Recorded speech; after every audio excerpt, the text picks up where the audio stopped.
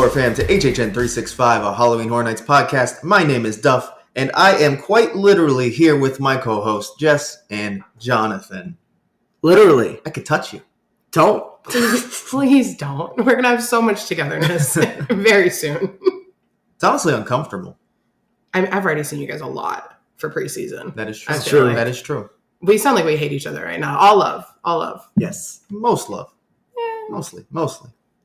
Anyways, before we get into this episode, check us out on social media. That is Twitter, Instagram, and YouTube at HHN365, or TikTok at HHN365pod. If you want to join our Discord where we talk Horror Nights year-round, that's going to be in the description. Click the link. You can join up. Our merch shop at HHN365.com, which has some new items, guys. Mm-hmm. If you want to check them out, you may have seen on our social media, we have a I Got That Fog in Me, modeled by Jess. Because she had the GOG in her, and it, that kind of came through. Now the GOG and the fog. I mean, I also do got the fog in me, literally. That is true. It's true. So, and if you are part of our Discord or YouTube Lives, you've seen people beg for it. You might have begged for it yourself. We finally got it. Goblithan has his own shirt inspired by this year's event. Yeah. It's quite surreal to see my weird animated goblin face on a shirt. But the drawing itself is amazing. It was made by one of our Discord users, Ponting. They did an amazing job. And I mean, they inspired the shirt because we were thinking of ways to do this that wasn't just put my exact face on a shirt.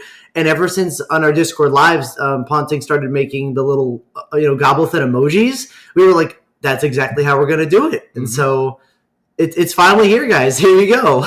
Again, check it out, HHN365.com. And then if you want to join the show, we'll play your voicemail here. Just call 407-906-4134. Don't worry, we don't answer. Go straight to voicemail. And then also, hey, guess what? We had trivia. It was great. Yeah. Coming. thanks for coming out. Food was delicious. Thanks to Half Barrel. It was great. Mm-hmm. And with that, I think we're ready to just hop into what this episode is all about. No. It's the most anticipated episode for us, for the listeners, every single year, and that is our hype lists. This will be specifically for HHN34 in Orlando. We will have a Hollywood one at some point. How was this? Was it tough this year? Because sometimes it's like really difficult, and sometimes like, no, I know my hype list. How did you guys fare? I've been talking about it. I avoided it until today, literally.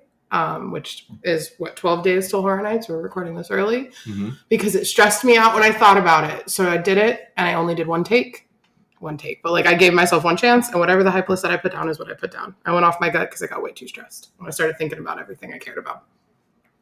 That's the best way to do it, honestly, because I have a little on my fridge, a little board I can write on with a pen or whatever, and I just had 1 to 10 and just went from 10 to 1, just went straight up and didn't think about it. There's some things on my list that I'm looking at and going, I don't know if it belongs there, but it's almost it's harder than last year because I'm really hyped for pretty much everything besides maybe 1 or 2 things. And even then, like this year, even the things you're not super excited for, there's a lot of intrigue in like, how are they going to do this? Mm-hmm. Yep. Like, I'm not super interested in the property, and I don't think it's going to be like for me. However, how are you pulling this off?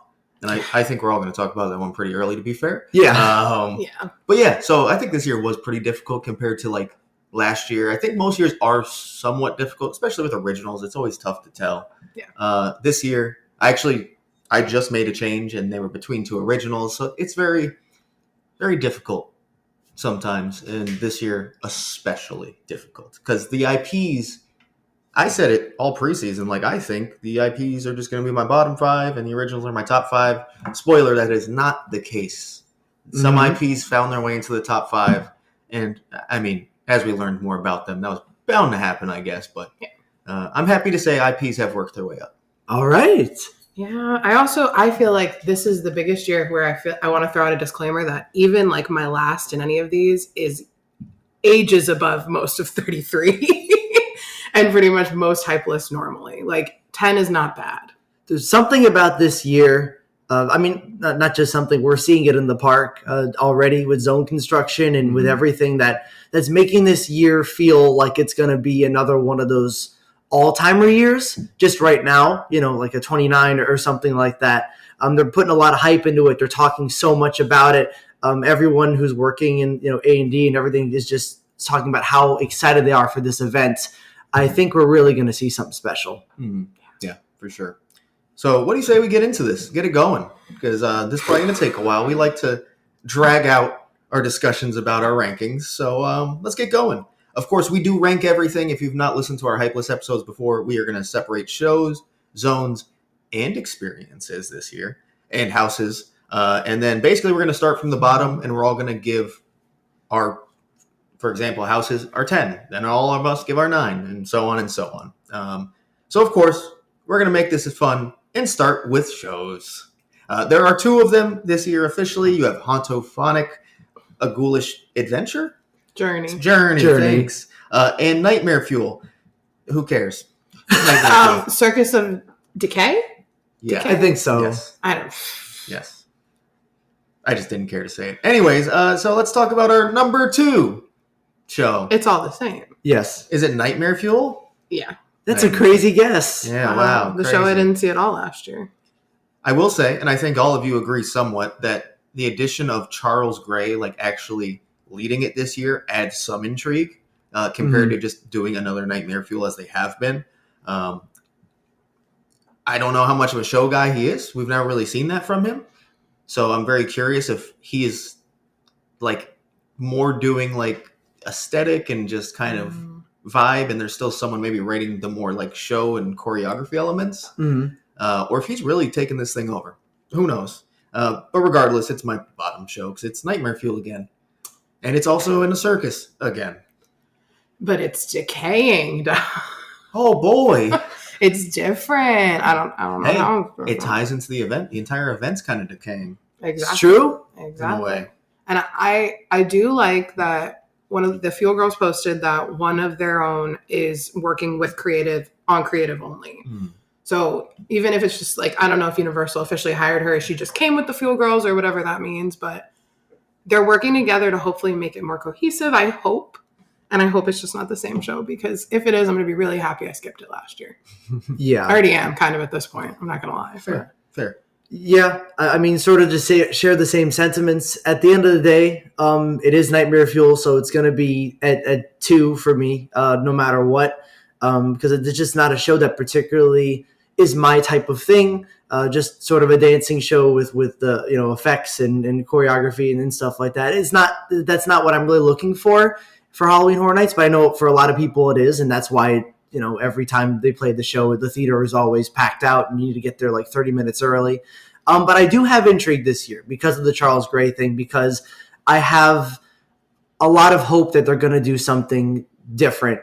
When Mike Leila was talking about it in the Spooky Empire panel, he made sure to, he said creative changes, which we know would be Charles Gray, but also it almost felt like he was saying to the audience, so I could be reading into it, we understand it's been the same thing every time, almost.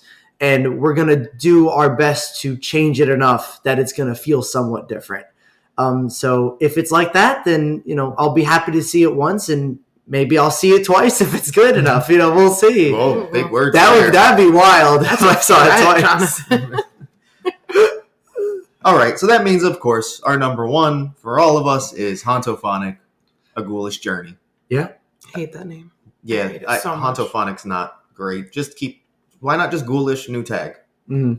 Ghoulish, a Hauntophonic Journey. I don't fucking know. A Ghoulish Journey. I would have been like, yeah. Ghoulish, yeah. A Ghoulish Journey? No, just a Ghoulish Journey. Okay. Or Ghoulish, I don't know, Ghoulish, a Journey. A Journey. The Journey. A Journey with Ghoulish. Halloween Journey. I don't know. Like a Cat Lady's Journey. Yeah. Anything that's not Hauntophonic. Sounds like something Disney would put out. Like their knockoff little boo that they just put out, or whatever his name is. It feels like, I don't know. I just don't like the name. I'm going to like the show. Yeah, I'm excited. I've loved the Lagoon shows since they've come out.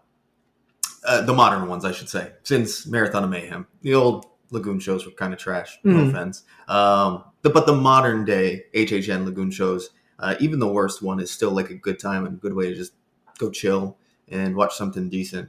And I expect this to be along those lines at the very least. Is it going to be the best one? Maybe not, but I'm excited it's returned. And it's much needed, not just for my enjoyment, but for capacity reasons. It's a people eater. So, very happy to see it return. Yeah, no, Ghoulish was one of my favorite things in 31. It is still my favorite Lagoon show that I've seen. It beats Marathon of Mayhem for me, the original. I still don't know why, but I watch both videos and I go, nope, Ghoulish is still my favorite. That's the correct opinion. See, As there we go. Marathon of Mayhem hater.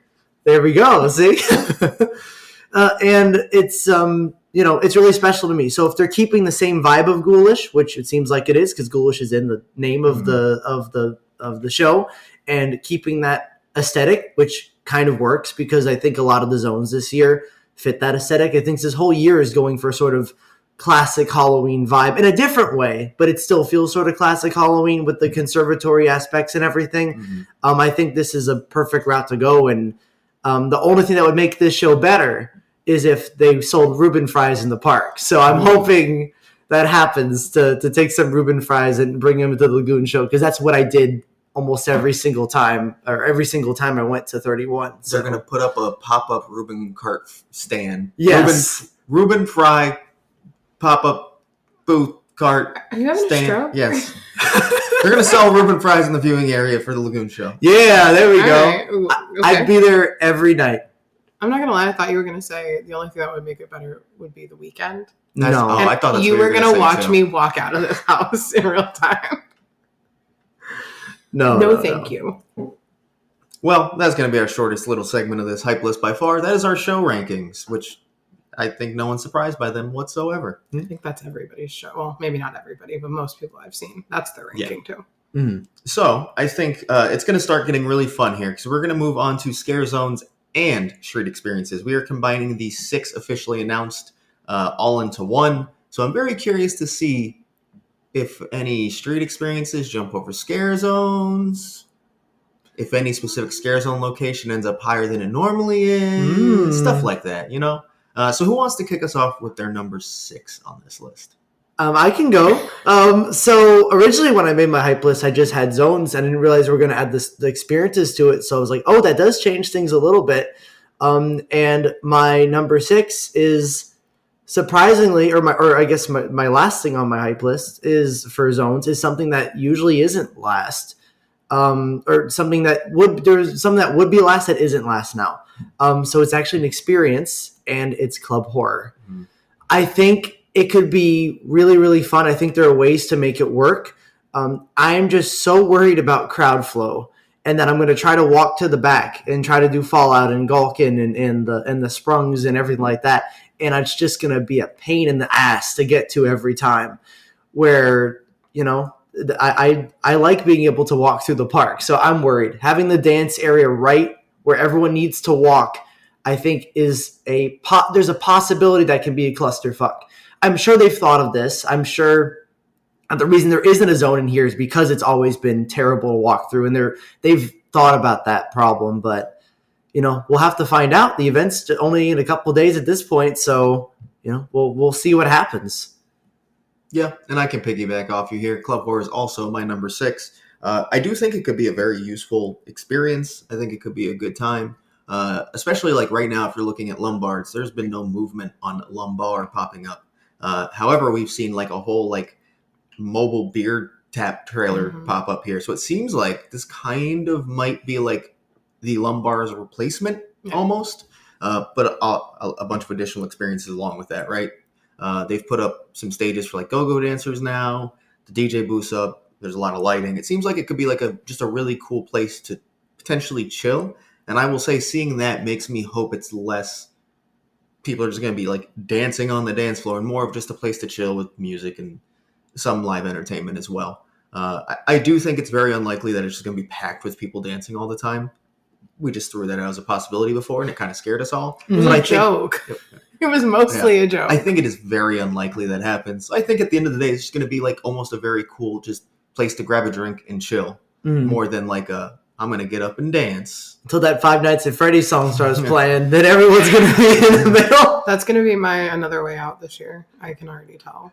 Yeah. It's also my number 6, though. So yeah, and it's just everything you guys have already said. I do like that potentially it's going to be a place to chill, like with tables. Maybe that's where the light up, like those seating things we saw over by like the tents at one point, the lumbar couches, the ones that you could spin on. I really want those to be. Yes, please. Yes, please. I don't know. I'm not excited to see it because we do need something like this, and like every other haunt has like a party area, and we used to, but they got away from that. So this is not I'm not excited to see it. It's somebody had to go last.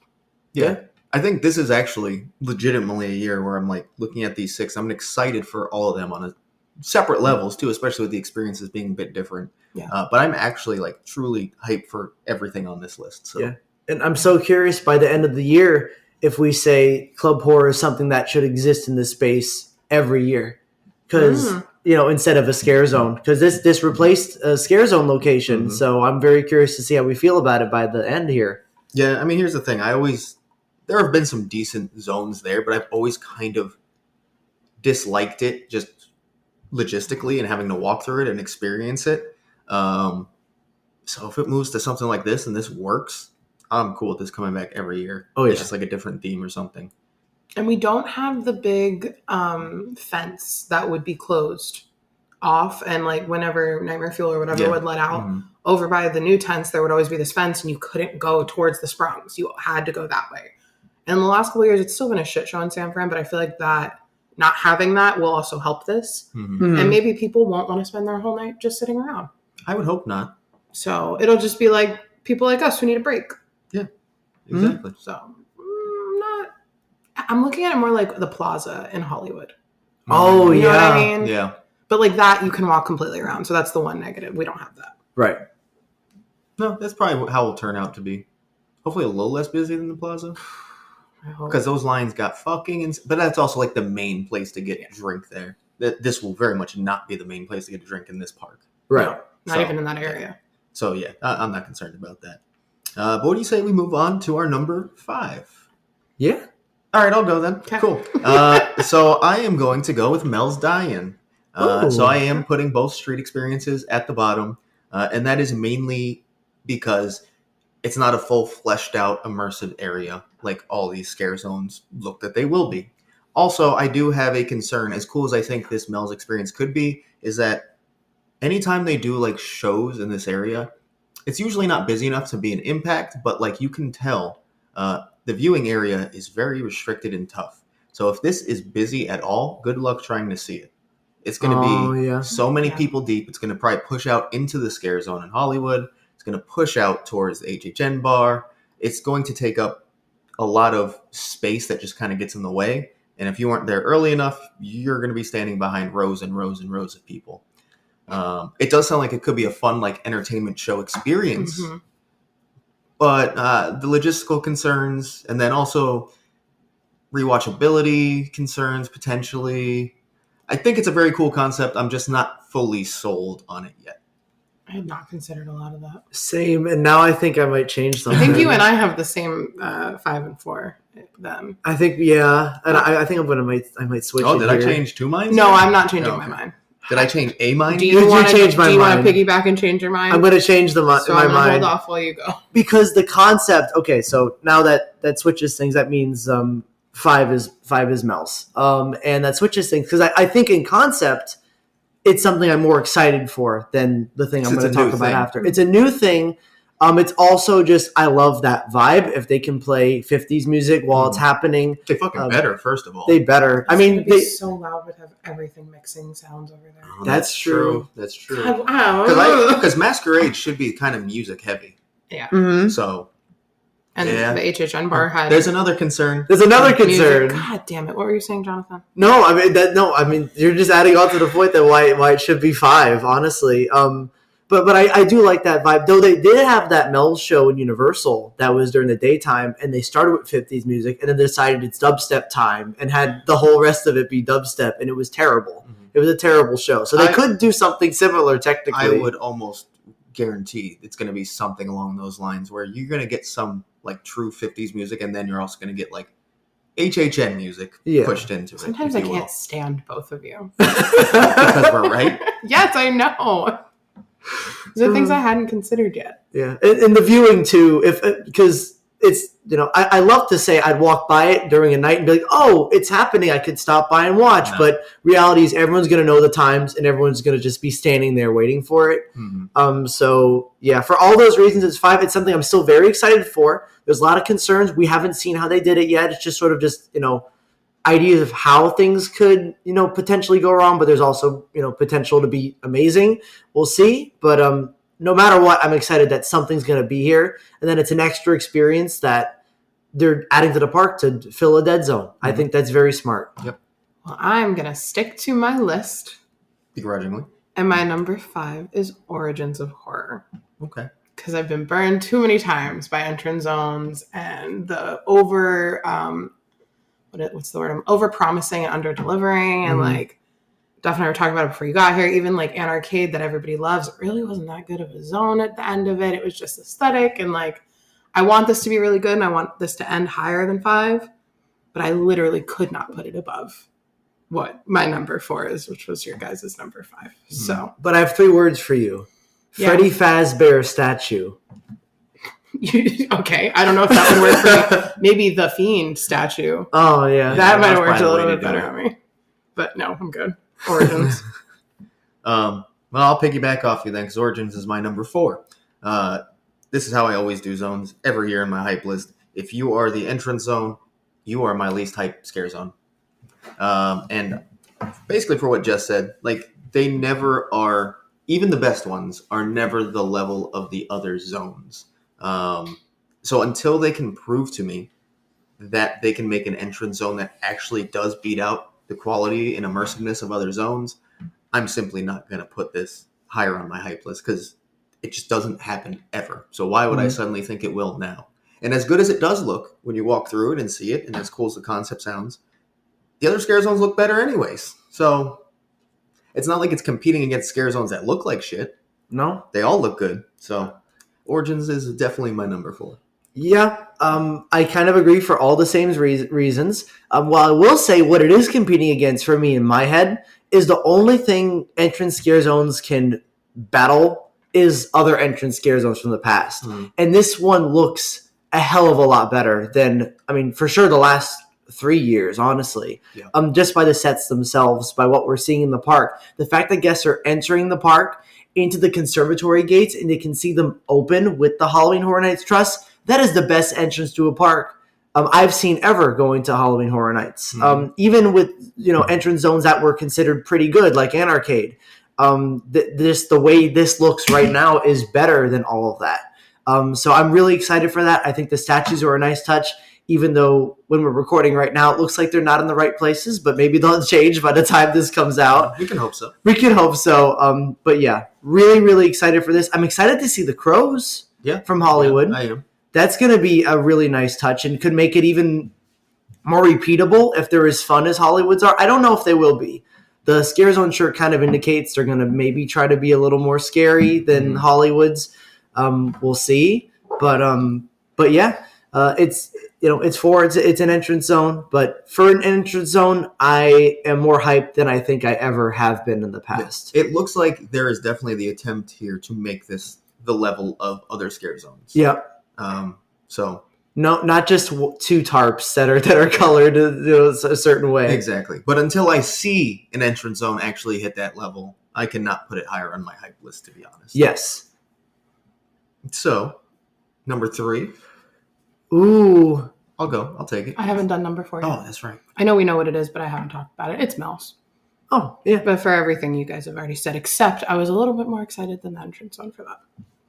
Makes sense. I was originally until Duff convinced me otherwise. Sorry, didn't mean to bring you down, but It's okay. my concerns. Yeah. So now, number 3. These top 3 are almost interchangeable. I will say my number 3 is only 3 for one reason. First of all, it is Mutations, Toxic 20s. Ooh. And I think it is simply because it is the only one that does not fully tie into the event like the 2 above it fully do. I'm just such a whore for fucking immersive storytelling that connects throughout an entire event. And while I think this zone looks cool, the concept is a lot of fun, it's only missing that one element where this could finish top at the end of the season easily. It looks amazing. The concept's fun. I think the whole BuzzCon tie-in is really fucking cool. Anytime they actually bring in like lore and don't just make it an Easter egg and like actually tie it in, I think that's so much fun. Um, I'm very curious what the character designs look like. If they come out like they are in the key art, it's going to be fucking amazing. That looks great. We've seen some of like the toxic goo appear. I think that's a really nice touch. I wonder if some of it's going to be like black, like reflective. That would be really maybe? cool. Oh, I didn't think about that. I hope so. I don't think we have any reason to fully think that at this moment, but it's possible it will. Yep. Props out there look great. Yeah, it's just going to be a fun New York zone, it looks like, and I'm very excited for it. Again, just missing that one element of tying into the event as a whole. Okay, I can piggyback off that. I agree. It doesn't match the vibe of the event, and that's like the main reason why I couldn't put it higher than the other two for mutations. I'm very excited. Love the 20s. Love that whole vibe. Obviously, everyone wants to keep comparing it to the Goring 20s at Knott's, which is one of my favorite zones out there. So I'm excited. We don't know really what they're going to look like, the creature design or the scare actors. We've seen the shirt, but that's about it. So the other two, we knew I was going to put Hollywood above. Yeah. above this anyway. No way. But yeah, that's why it's my number 3. Yeah, I can't piggyback because my number 3 is actually Masquerade Dance with Death. Now, I'm really excited for it. Honestly, these top 3 are very interchangeable depending on the day, depending on just how I'm feeling. But I think the thing that's keeping it 3 compared to 2 or 1 is the set pieces right now, where they're really, really good. I just don't know how I feel about them being really overgrown. Mm-hmm. That element is almost sort of making me wonder what route they're going for with this zone. Because, when I think of Masquerade, I think of generally, elegant and elevated, and think about these, vampires and probably, really nice suits and masks walking through, mixed with the greenery of the conservatory, but like heavily greenery, almost doesn't mesh super well. And it probably will make sense story-wise. I'm just wondering how the vibe is going to feel. Even if it makes sense, even if these vampires, we were sort of talking about what you brought up, Duff, a couple episodes ago, about what if it's they're taking over this conservatory and they're here now. It just makes me, like the story makes sense. It's just, will the vibe work? Yeah. That's my main concern. Yeah, I get it. It clashes a little bit. I think it will still be very good, and any of these have potential to be number 1. Any of these, just in terms of hype and what we can see in the park, that's why it's going to be 3 compared to any higher. Yeah, that makes sense. I understand why, and I'm hoping the clash is them going for a full contrast, right? Like they want this elegant ball inside of this kind of old rundown piece of the conservatory or something like that, and I think that could really work story-wise. It can. We'll see if that's actually what they're fully going for. I would say the key art suggests that it is still supposed to be this elegant masquerade and not some rundown version. So I guess we'll see, but it seems like that's the most likely. The key art also spelled BuzzCon wrong. It did. That's so true. Can we trust the key art at all? I don't know. We'll see. Not sure. All right, with that, we can move on to our number 2. Who wants to kick us off with theirs? I can go, and my number 2 is something you guys already talked about, and that is Toxic 20s. I am so excited for this zone, and I do understand the concerns that it does not fit the conservatory vibe, because it doesn't. It's like the one weird, out-of-place zone. Granted, we haven't seen it yet. Maybe there'll be some connection some way, somehow, but it feels very out of place. However, there are going to be mobsters walking around talking about Gabagool, most likely, and so I don't give a shit. It's just one of those things that the concept is so funny and so just amazing, and something I didn't know I wanted to see, but now it's something that I've always needed to see, that no matter what, even if my brain says, how does it fit with the zone? I go, I don't care. Or how does it fit with the year? So yeah, Toxic 20s is 2. I think it's just going to be a really good time. And I really do enjoy that Sting Alley is fitting into the zone now instead of trying to shove another thing into it. I think that's really cool, and it's going to make it even more immersive. Agreed. So they're expanding the zone even further than they usually do. So yeah, Toxic 20s is 2, just for really complete personal bias of how funny this zone is true. going to be. Oh no, I got the rat poison on my gabagool. Shocking that you were going to put the silly thing above us. That's crazy. You never would have expected that from me. Never. But you know what you're not going to expect? Hollywood is my number 2. Masquerade. Oh. It's not my number 1. Oh, wow. I'll talk about why my number 1 is my number 1, but I could not find it in my heart to put Masquerade above it. But I'm so excited for vampires in Hollywood. That's not vamp. Not vamp related at all. Very important. Not campy. It seems like it's going to be very like, I don't know, like not take itself too seriously, but like Vanity Ball wasn't camp. Vanity Ball was like grotesque. Mm-hmm. So I feel like it might almost take a little bit of that. I don't know. There's a lot of bodies in the zone. So that also gets me excited. Mm-hmm. Little blood fountain, Mm-hmm. I'm really excited for these vampires, but I could not put them number 1. I really just couldn't find it in my heart. I get it. Wow, look at you. I know. I can piggyback off that, though. Masquerade is my number 2. I think it looks great. I love how much is happening on these stages. I love that we have now gone back to our normal size for the Hollywood zone. Its length is longer than it was last year. Mm-hmm. The concept is also just a lot of fun. And like you said, like getting vampires that's not vamp in a scare zone is a breath of fresh air. So I'm really excited to see like what these vampires look like, first of all. Yeah. The character design has me very intrigued. And like what we've talked about before is like, what is the story here? Because is it this elegant masquerade in this kind of rundown conservatory, or not so much? And we just don't fully know what we're expecting. Regardless, either could work for me. I'm not too worried about that. It looks good, fun concept. I'm fully bought into this one. Yeah. All right. Well, I mean, doing the math here, that means we all have the same number 1. Mm-hmm. Yeah, we sure do. Mm-hmm. I wonder why. So pretty. It's so pretty. Cat Lady is like Trick or Treat. What was the one from 28? Twisted Traditions. Yep. It's like everything threw up in Central Park. Everything we love. There literally is throw up. Literal throw up. Yeah. And from multicolored cats. Yes. The orange one in front of the house. We have the gray one over by the cat house. I'm a big fan of the plank of wood in the grass, personally. Yep. The yard that obviously somebody's going to be popping out of or something. Yeah. There's just so much to look at in this zone. I'm not even a cat person, and I'm obsessed with it. Yeah. Cat Lady at Crooked Lane is like, it's tough because we see more of it than the other zones by far. But outside of just like looking good, the house at the end that has what looks like multiple show moments on it, at least 3, I'd say. That's just such a new or slightly returning element that they've kind of done before. That's much needed right now, especially after the scare zones we had last year and even the year before. To be honest, it's been pretty weak quality. So not only like is it like, yeah, these scare zones look cool, they have so much extra going on, and this zone specifically does. The Cat Lady's house, the cat house next to it, which Laura Sauls has basically said is going to be like a little like house moment almost, like a quick moment of you like going through a house, like that kind of style. There's just so much to look forward to in this zone. And it's so much larger now just because they simply went out into that courtyard space. That should help with the bottlenecks a lot because people are now going to go up towards the house and not just take up space within Central Park itself. Yeah, there's like no negatives right now about this zone at all. It's just pure excitement. Yeah.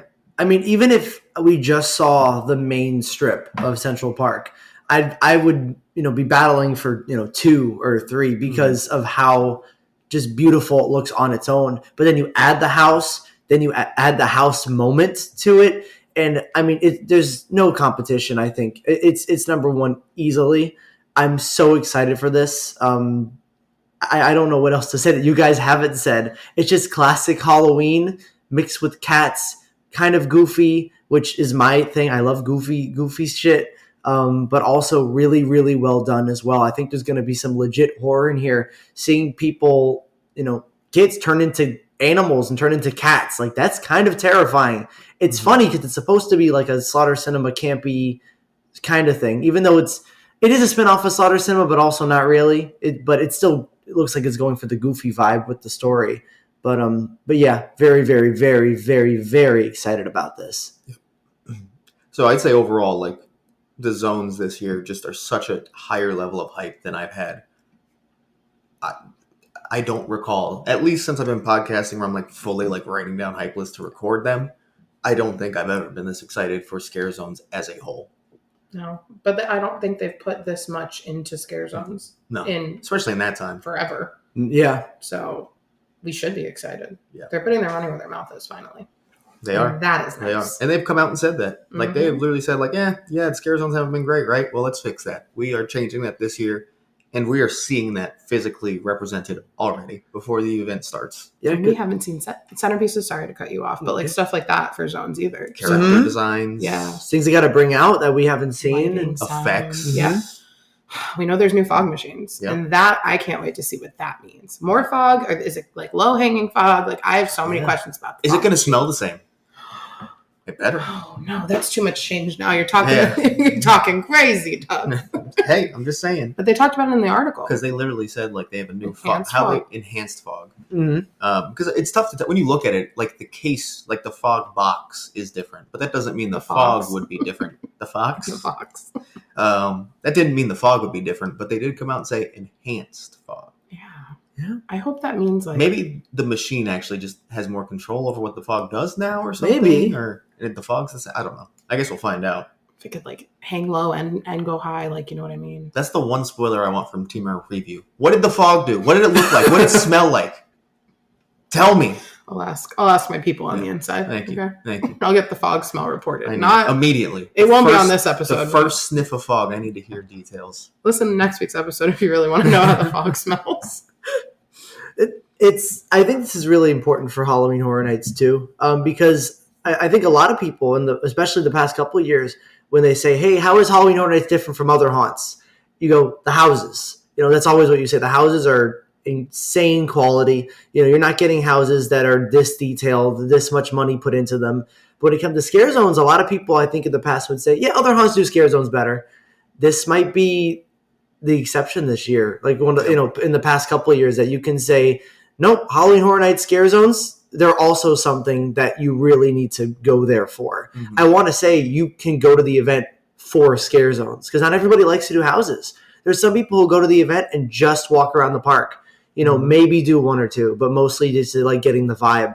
So getting the scare zones down pat is really, really important. And I think they're going to do it this year. And more than that, there's people who buy frequent fear passes, don't have express, so they aren't always doing houses. Mm-hmm. What's a good way to get them to keep coming back to the park? Good scare zones they can hang out in and enjoy. Yep. It's important. Yep. We saw that last year when exactly. When they stopped, did the same thing this year, but without warning and didn't sell the frequent fear with express or limited it heavily. When there weren't houses to do, you didn't want to be in those zones. No, not at all. Maybe one.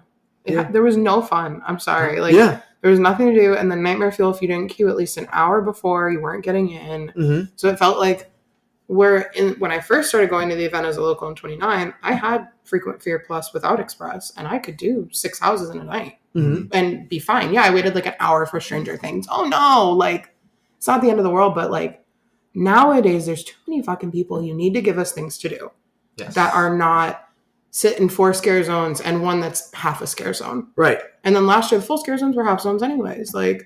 So they're giving us things to do. They're giving us an Art the Clown walk around character. They're giving us Chainsaw Hordes are back. Things that people may not like per se, or they're not going to the event for, but it's going to make the night. Mm-hmm. And I'm very happy as somebody who was miserable waiting for houses last year because there was nothing to do. Mm-hmm. I mean, last year, I'm someone who always has to close out the event, till 2 a.m. final night. Last year, I did all the houses and I was gone before 10 p.m. because why the fuck am I going to hang around to do scare zones I didn't enjoy, entertainment I didn't enjoy? What was the point?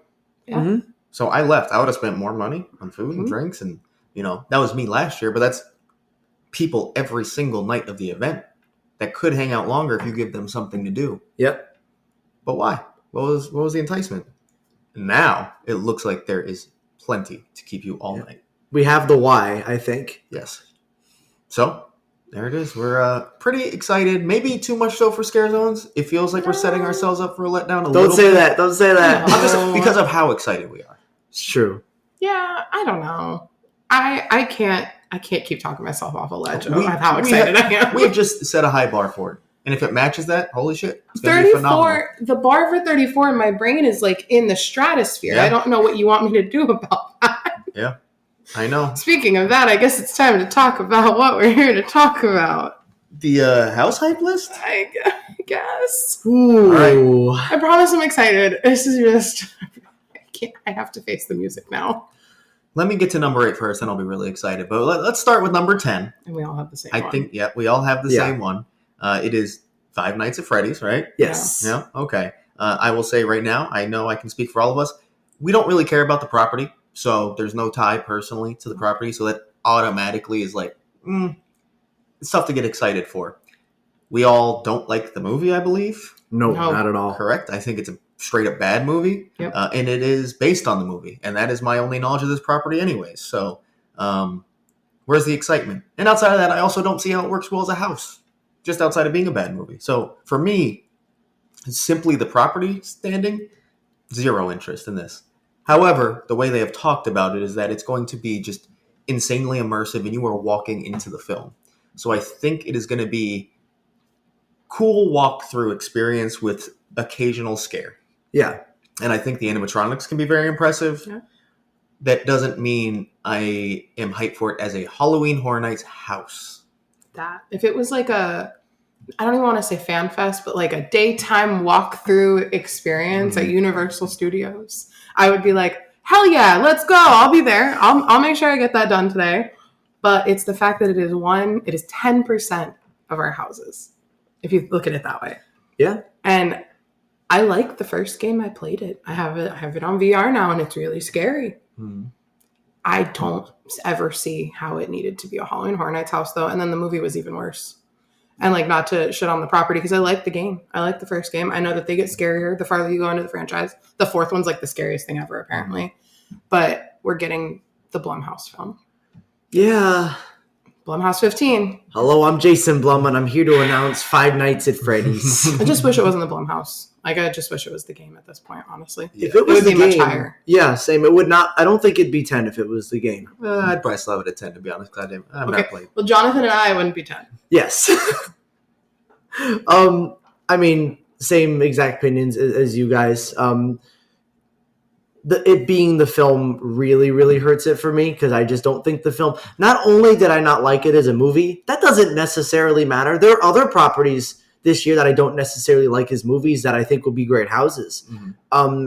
It's the fact that the movie had no scares. It wasn't, it felt like it was trying its best to not be scary at all. It had 2 scares. Oh, you're right. I forgot. Come on, pay attention, man. There's a little cupcake jump scare. He jumps out of the locker or whatever. It's, it wasn't really trying to be scary. And honestly, it felt like it was trying to, I don't know. Like, I mean, if there was almost Sesame Street moments in there with the animatronics. That's a good way to put it. Yeah. I mean, it makes sense because they're made by the Jim Henson Company. So like they specialize in that, honestly. But yeah, I'm not super excited for it, but I can't lie. I'm so interested to see the actual characters themselves. And it's why, like, even at 10, it's not like something that I'm like, man, this is going to be just absolutely awful, and I'm not excited for it at all, because I want to see those in real life, because those were the best part of the movie and one of the most unique things about it, that there were full life-size animatronics and costumes mixed with puppetry, and that they're working with the company that made them, and they're very, very close together with that. And so it's a house that I think I'm going to be hyped per se to go through once, see how they do it. Yeah. Really excited for that first run through. I don't know if it will last past the third run through for me. It might, after the third, I might be like, okay, I'm done. It'll just be something I do if it's 5 minutes, at the end of the night.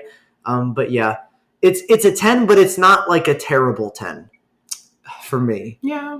Yeah, I get that. I think because, again, as a hype level for a Horror Nights house, very low, but a lot of intrigue in what it looks like and how they execute that immersiveness.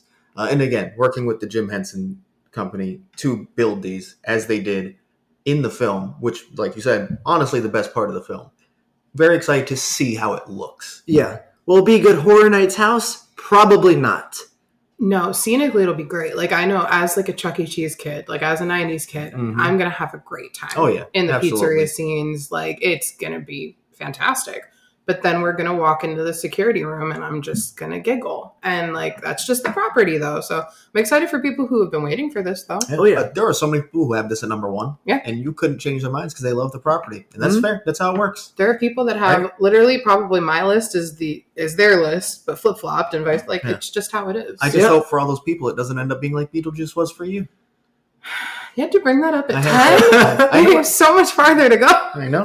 Sorry. God damn it. Love it. We keep talking about Beetlejuice when like Chucky exists, and that's arguably like so much Who worse. was excited for Chucky? Oh, you're right. Not a single person was excited. That's for the Chucky. thing. People were genuinely excited for Beetlejuice. That's true. That's true. And then it happened. Someone was excited for Chucky. Yeah.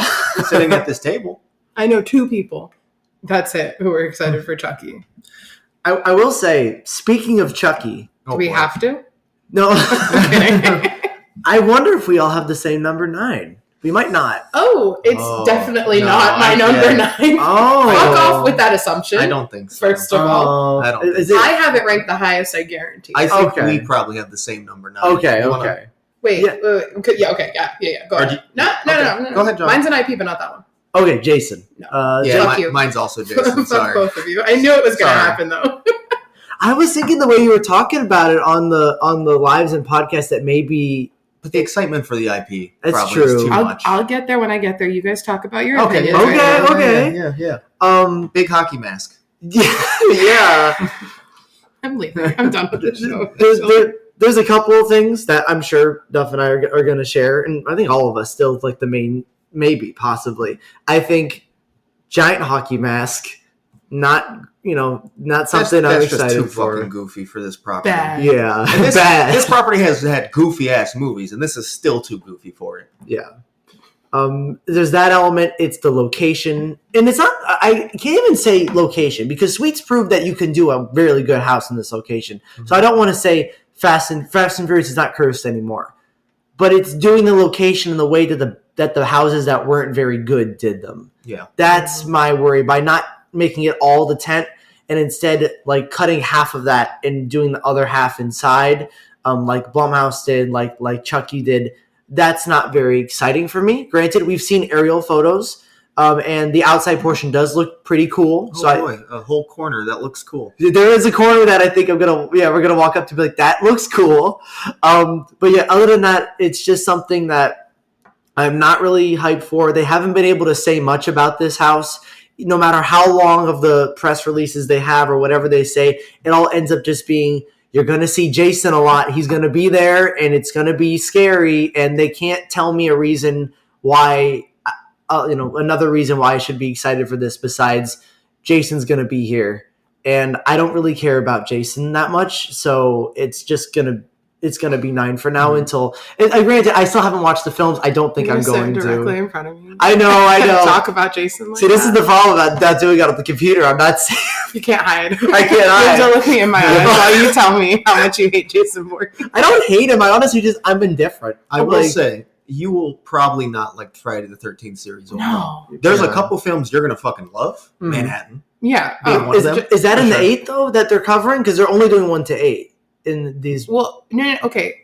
Jason only appears in 2 through the final one. So really, we might, and then he's Sackhead in 2 and 3. So that's what I think they mean. Okay. Is even it's going to be 8 different versions of Jason, which would be Sackhead, first mask, Oh, okay. second mask. Yeah, and I think that's what it means. And then 6 and 7, he's bloated in both. Mhm.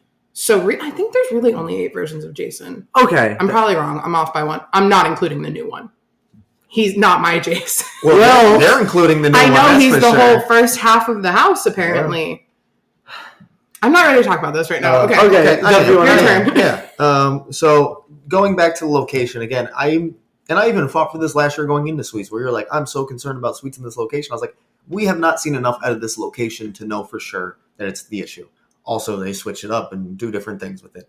However, for this specific property, especially based off the details we got from Mike Aiello, we're getting all the main scenes. Camp Crystal Lake, and Camp Crystal Lake. How are we going to have any scale to feel like we're out in this camp in the woods in this house location? You don't. You can't. It's impossible. I know Orlando is pretty good with like taking small spaces and expanding them with mirrors and other effects, but it's still so tight. You are not going to get the scale you need at all. So I'm worried the scenic is just going to be trees, trees, trees, up cabin, trees, trees, trees, shack, trees, trees, trees. Oh, look, I'm outside.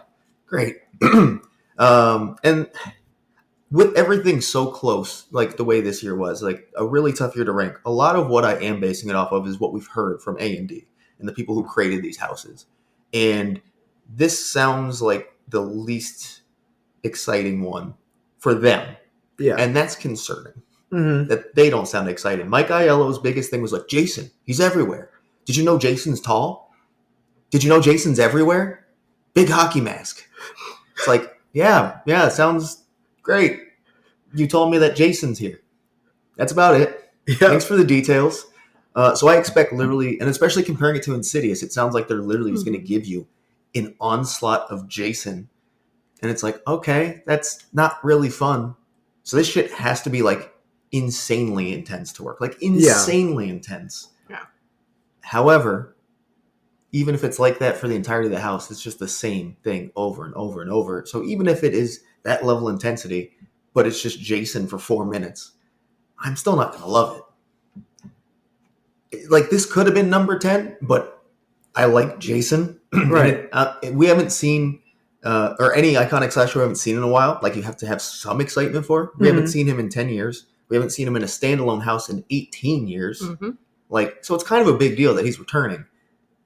So I have to have some hype.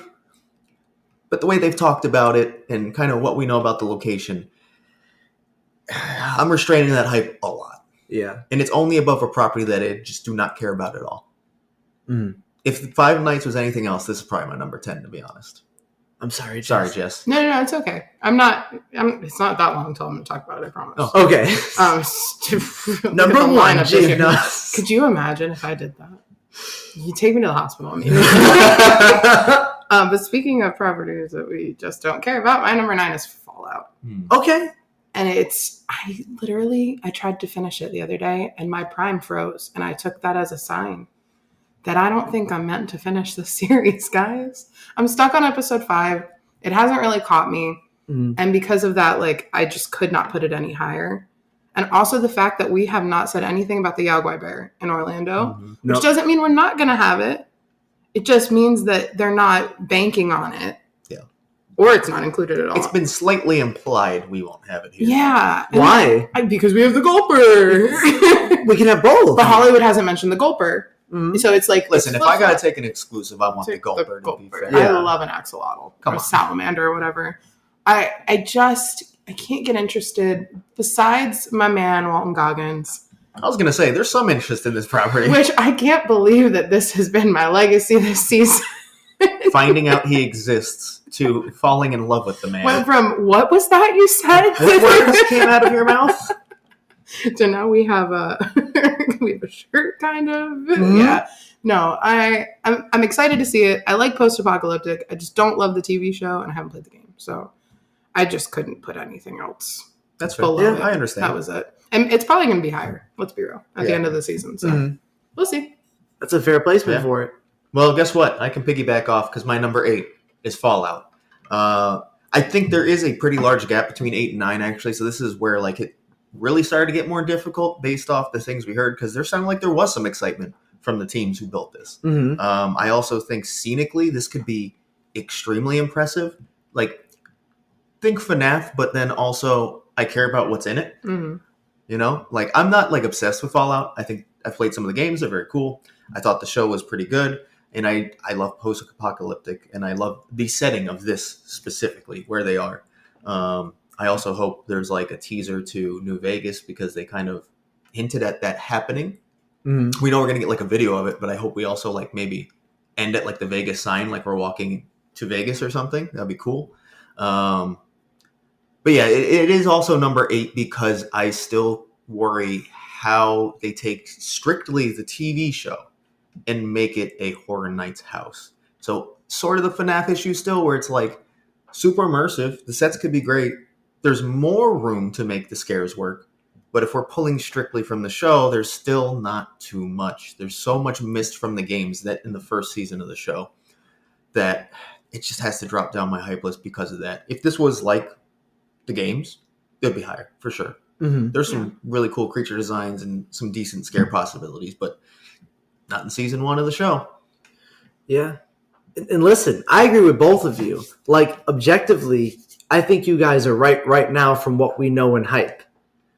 But I can't talk about it yet. Yeah, I figured. Which I don't like that I can't talk about it yet, but like my heart won't let me, so I have to hold it for now.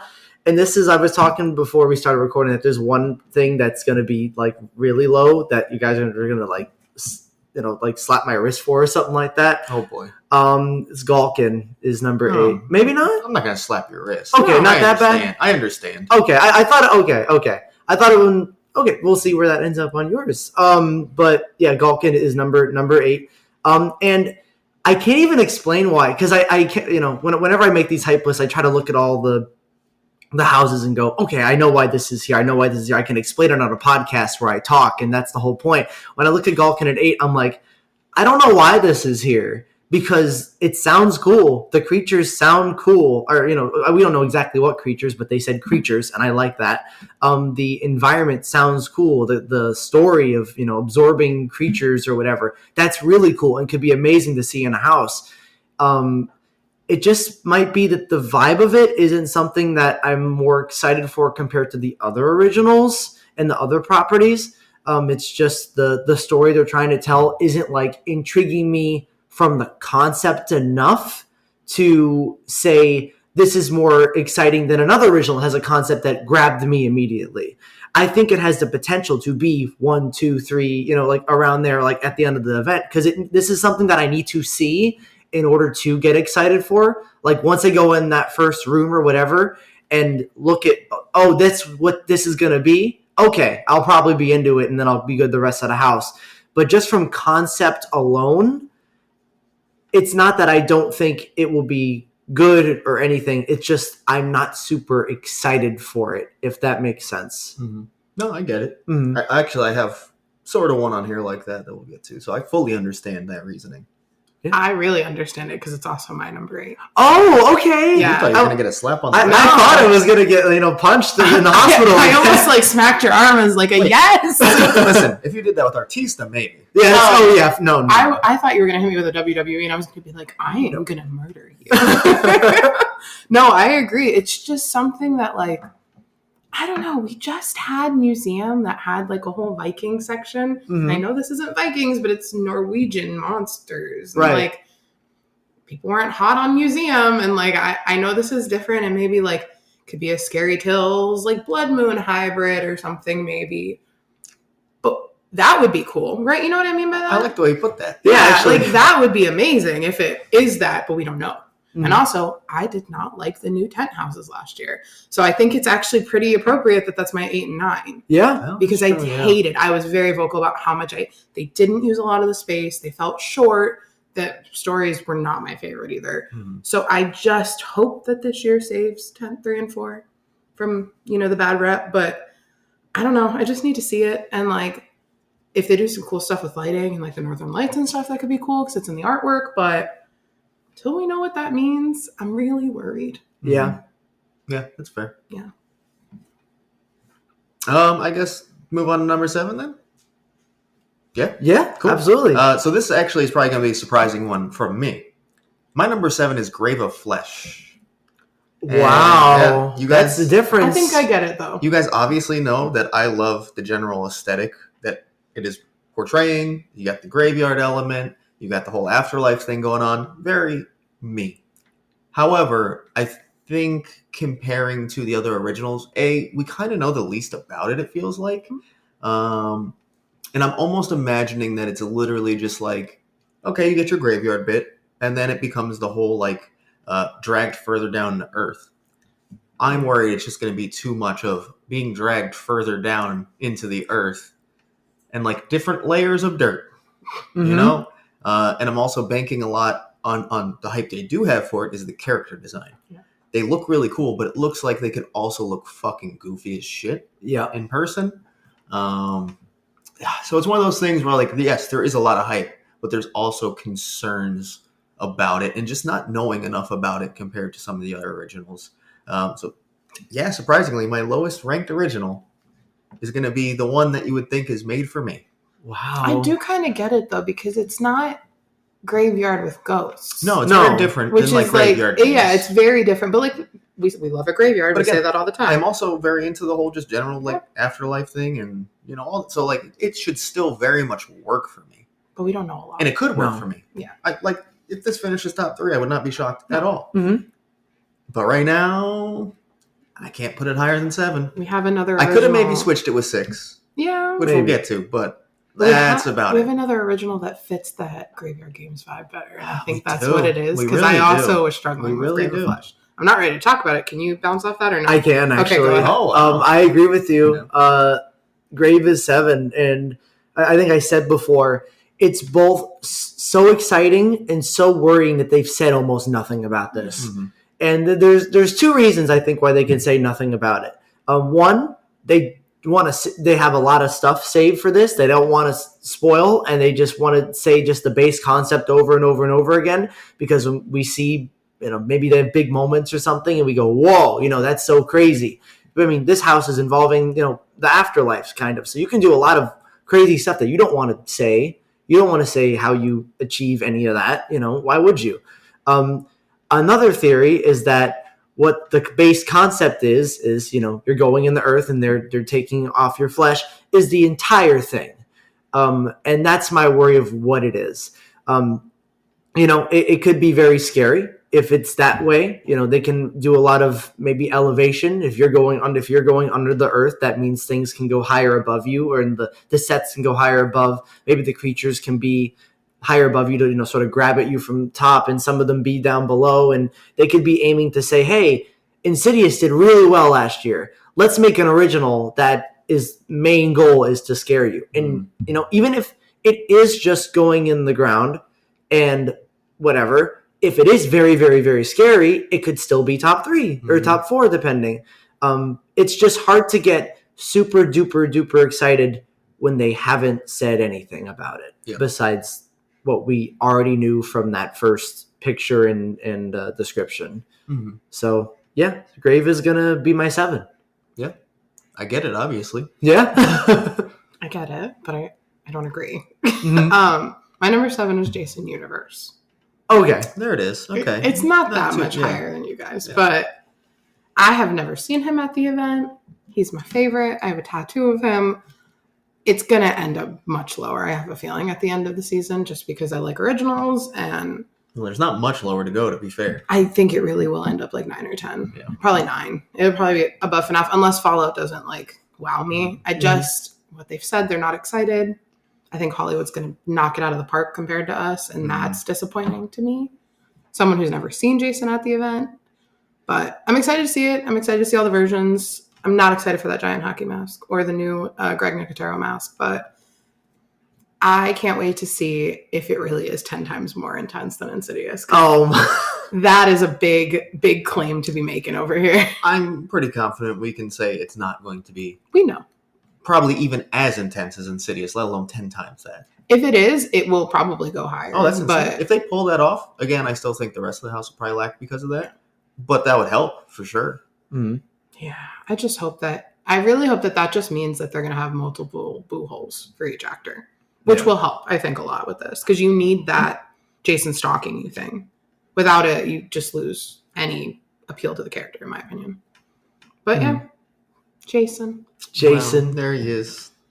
Our boy Jay. Well, shall we hop to number 6? Yeah, I can take it, and it's not Fallout time just yet. There's one more. Matt, you just gave away 2 spots. Yeah, I gave away 2 spots, but why did you both go into mutations accident? I don't know. That's just how I talk. But it is. It is on sometimes. I do a lot, actually. It's like every voice you make is that voice. Save me the weekend. Exactly. 6 is Dolls. Let's Play Dead. Yeah. And it's weird because the concept's really cool. shrinking down to the size of a doll and seeing toys and stuff like that. That is so cool. And that's why it's honestly this high on the hype list. Because that base concept is something that I want to see done really well, especially in a sprung tent. I think that the scale they could do and how close and tight it is in those tents could be really, really cool. There's just the things that we can actually see is making me less hyped. The actual key art, which doesn't matter that much until it's put on the facade when you can see it from the bio reconstruct photos. Seeing that made me go, wow, this shouldn't affect my hype too much because it doesn't matter at the end of the day. However, that looks so lazy that it's going to affect my hype for this overall house. And that's honestly why it's here instead of any higher, because once again, the base concept, really, really cool. Just the things I can see right now, which are really all we have to go on from hype, what we read and what we can see, is just enough to put it at 6 instead of any higher. Okay, I get it. I would say it's probably, I wouldn't call it lazy. Just it maybe weird it might choice. Be a design choice you don't like, but that facade's not a lazy facade. I just think putting the key art on a weird facade choice. is like, I don't like that at all. Yeah, like, I'm not a fan. Because the way it looks right now, and I don't want to get too much into it, I feel like anything else could have been there. I mean, it really could have just been the attic itself. Like, yeah, but then it's at just least like it's a built-out set. Like, yeah, it is. I don't think the facade's lazy. I think we probably just don't like that specific design choice. Yeah. And we're still gonna get the cool screen in the window. Yeah. That's true. So, like, I don't think it's gonna be a bad facade. It just could have been cooler had they not just slapped the key art on it. People needed to know what house they were going into when they got to the front. Yeah. Like, oh wait, what was? I forgot. I have a little defense here. It's no different to me than the Bugs facade. Same concept. It had B-side on it. Like, it wasn't the key logo art. That was but that is literally what you were entering. It's Yeah. still Not the the same house you were entering. setup to me. I don't know. I think you're being too critical on it. I think it looks a little better now. I disagree still. And we don't know what it's going to look like in show lights at night. We don't know anything. Oh, all I'm saying is I don't like putting the key art specifically on. This is supposed to be an attic. Why does an attic have a key art on it? I think that there was feedback that people don't know what house line they're in, honestly. Like, because look at the new tents. They only did it for one house. The new tents, that seems to be the formula now. Like, well, I think that's just what they're going to do it's with like those gray spaces. buildings Yeah. almost. But I think people were walking back there and not realizing what they were getting in line for and going, oh, well, I guess I'm here now. The general guest, not us. That's their fucking dumbass. Correct. I mean, I know. Into a queue that has the house we're walking into and don't know what. Oh man, I thought this was Stranger Things. What the fuck? My mom got all the way to the beginning of Texas Chainsaw before she realized she was in line for Texas Chainsaw. All right. There's my argument. The casual fan is not paying attention. I will say I don't think they actually care about that. No, I know. I don't think they care about that. They're like, oh well, too bad. Just a consideration. We put signs out for you for that reason. Can you piggyback off Jonathan? No, I cannot. Okay, me neither. So I'm going to go. Okay. My number 6 is Hatchet and Chains. Wow. I think I've been very honest how I've not been too hot on this idea and how I did not want this to come back the year after. I like Slaughter Cinema too. I just think that sequels are rarely ever better than the original. And I know we had a whole Yeti franchise come out, and I like Yeti. Yeah. I did not need a Hatchet and Chains sequel immediately after. I will say, are they sequels or are they spin-offs? Okay, I think it's a spin-off. Fair. But I mean, Slaughter Cinema 2 was never going to be better than the first one. So for me, we didn't need to follow the same format of a house directly after the second one. No, we didn't. And here we are. And now I swear to God, if every other year we get Demon or Hatchet and Chains, I'm going to pull my hair out. I'm excited to see it. I've never seen a Western at the event. I don't think I've ever seen besides Origins of Knots, a Western house. Really. Yeah, I guess you haven't. No. So I'm excited to see it. I miss Lightning Gulch, and I was very upset about that. So I'm excited to be in the environment and see them. I think that they're fun characters. But for me, there are 3 other originals that I'm very much excited for over this. Okay, that's fair. Yeah. Yeah. Absolutely. I also definitely can't piggyback off that. So I'll just hop into my number 6 in that case, where I now have Galkin appearing. Actually, I will say this was higher at one point.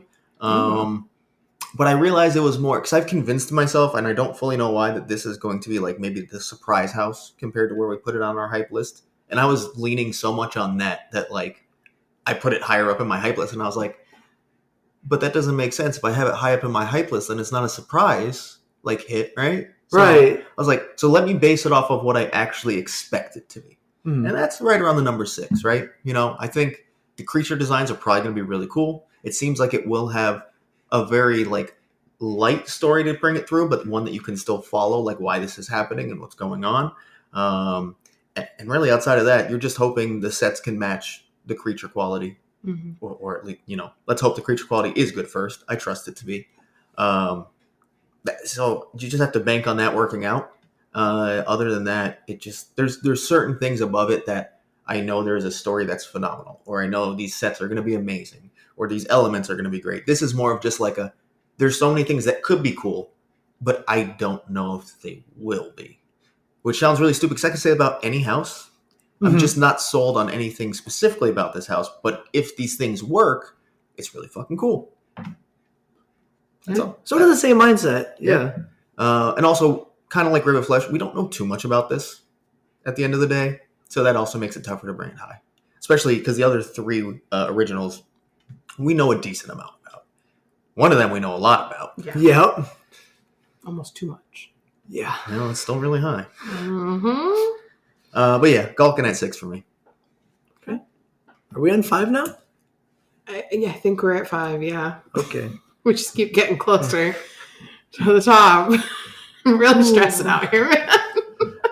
I mean, I should just say the one I already said early on, Fallout. And here's the thing. And it's not, I feel like I needed to say it before the other house, because I'm like, I promise it's right now, because I felt so bad about putting it this high, which is weird because I generally like these types of houses. Last of Us was, number 3 in 32 for me. I really enjoyed that house a lot. I enjoyed the aesthetic a lot and everything like that. But everything you guys said objectively, I completely agree with. I'm really worried we're not going to get the bear. There's barely any creatures. I'm worried that there's barely any creatures in the show. I'm worried that it's just going to be as funny as it is. It's just going to be Walton Goggins popping out every 2 seconds. That might help it with just. That might. That'll end up number 2. It's a 3D model of his face, Yeah, so it's I could accurate. get my hands on that 3D scale. Oh. Not like that. Okay. I wasn't sure.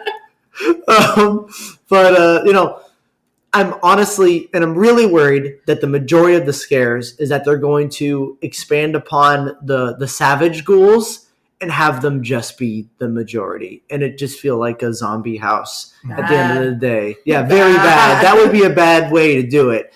It also feels like with all the commercials we're seeing for it so far. We're recording this early, so there hasn't been a big commercial, but there's the TikTok ones that pop up. And everything, and the booth in Midsummer Scream, they're really just pointing to, remember the mart with all the zombies? Remember that? They're not zombies, but whatever they are. And so if they lean too far into that, I don't think I'll like it that much. However, every year I cling on to a property I have to do research for, and to it an unnecessarily amount of clinginess, and it has been Fallout this year. I have not stopped listening to the Fallout soundtrack ever since it was fully announced. I did, homework with my girlfriend. I've already watched it, but I rewatched it, and the vibe once again was just really, working for me. The 50s music, the aesthetic they have going, and the fact that the music is going to be in this house, the fact that I've not stopped listening to it, the fact that this is really high on my girlfriend's hype list, and we just both connect with this property so much now. That's why it's 5. Pure just excitement for it, even though I'm aware of all the potential problems that it has. Hey, here's the thing. Your personal affection towards a property is going to fully shape your hype for something. Yeah. Even if you look at it and go, this should not be good, but I need to see it first before I decide that, because I love this property for whatever reason. There's a lot of people with FNAF. Yeah. I've seen a lot of people say it's not going to be great, but it's going to be my favorite no matter what, because I'm walking into my favorite property. So just how it works. Exactly. Yeah. Which I don't have any specific IP this year that I'm actually super tied to at all. So that's true. For me, it's just objectively looking at them, which is fun too. I like that. Yeah. I just can't believe we're here and you guys both haven't said that one yet. Yeah. I'm kind of in shock. I'm not gonna lie. We're at number 5. Yeah. I'm saying that one. Okay, go for it. Yeah. Hey. I would also like to point out, Top half. not only is this top half, I have 2 IPs in my top 5. For me, crazy. Crazy. But yeah, my number 5 is Horrors of the Wyatt Six, which, listen, if you would have just literally announced this and me having no knowledge of what's going on and hadn't heard from like Michaelo or Ramon or anything like that, this probably would be number 9, realistically. Yeah. If you weren't on this show, probably number 9. But I watched the documentary, loved it. I've seen the clips from the actual shows they do. It's just a lot of content, a lot more lore behind it than I realized there was. And of course, we've talked about it many times now. The passion shown from those who created this house is another level, right? Like they care about this. It seems like more than anything they've ever done. Yeah. Ever. Mm-hmm. So we're talking about someone like specifically right now, Ramon. Just, I feel like everything he touches at HHN turns to gold currently. Yeah. So, and this is like the most passionate thing he's ever made. Are you kidding me? So I really trust them to handle this property well. I think it already had the bones to be good just based off what the Wyatt Six and Bray Wyatt's story is. And them adding original concepts and characters to that. I think we could be in for something pretty special. At the end of the day, it's only number 5 still because the way I'm tied to the property is basically a documentary, and that's about it. Yeah. I'm thinking there's some cool things. And then also, I know it's not going to focus on the wrestling. It sounds like we're going to get a tad, like a little bit of the full like wrestling, and mostly not that. But I do wonder how those moments will fit when they do come. Mm-hmm. I expect it to be really good, but I'm going to take my 3 originals and the 1 IP left after this just because some exciting stuff. But yeah, top half, Wyatt Six. Okay. I'll take it. And I honestly think there's a good chance this could finish as a top 3 house of the year for me. It's very possible. Oh, yeah. If this hits the way it can with them at the helm, it could be top 3 easily. All right. My number 5, which I feel like this might be surprising also considering who I am, is Grave of Flesh. Okay. I feel like it's lower than a lot of people are expecting for me because Graveyard, obviously, but I also have it above like Hatchet and Galkin for originals because a lot of people's number 1 fear behind clowns is their like death, facing their own death or anything like that. And that's how the story starts from what they've told us. Mm-hmm. So like facing your own funeral possibly, and however they do that is going to be really hard for some people. And I used to want to be in the funeral business at one point. So like for me, there's like a little bit like personal attachment too. So I hope it lives up to it. I hope it ends up higher than 5, but right now it's at 5. Well, what's keeping it down? You only said positive things. The other 4 houses above it. Oh, okay. That's fair. Yeah, it's the other 4 are like. So you don't really have concerns about what No, the story is at all? I'm worried about the creatures, kind of like what you guys have mentioned, but as long as they don't look like mouth breeders, I'll be okay. Okay. Because they kind of look almost like they're related to a mouth breeder. Yeah, they kind A of little bit. So I hope it's less goofy and they're like visceral. more serious and maybe, not heads the size of a truck. Yeah, if anything small, not an anglerfish. I would really appreciate that. That'd be nice. That's probably what's keeping it down. Yeah. But that's about it. All right. Are we on 4 now? Top 4. Top 4.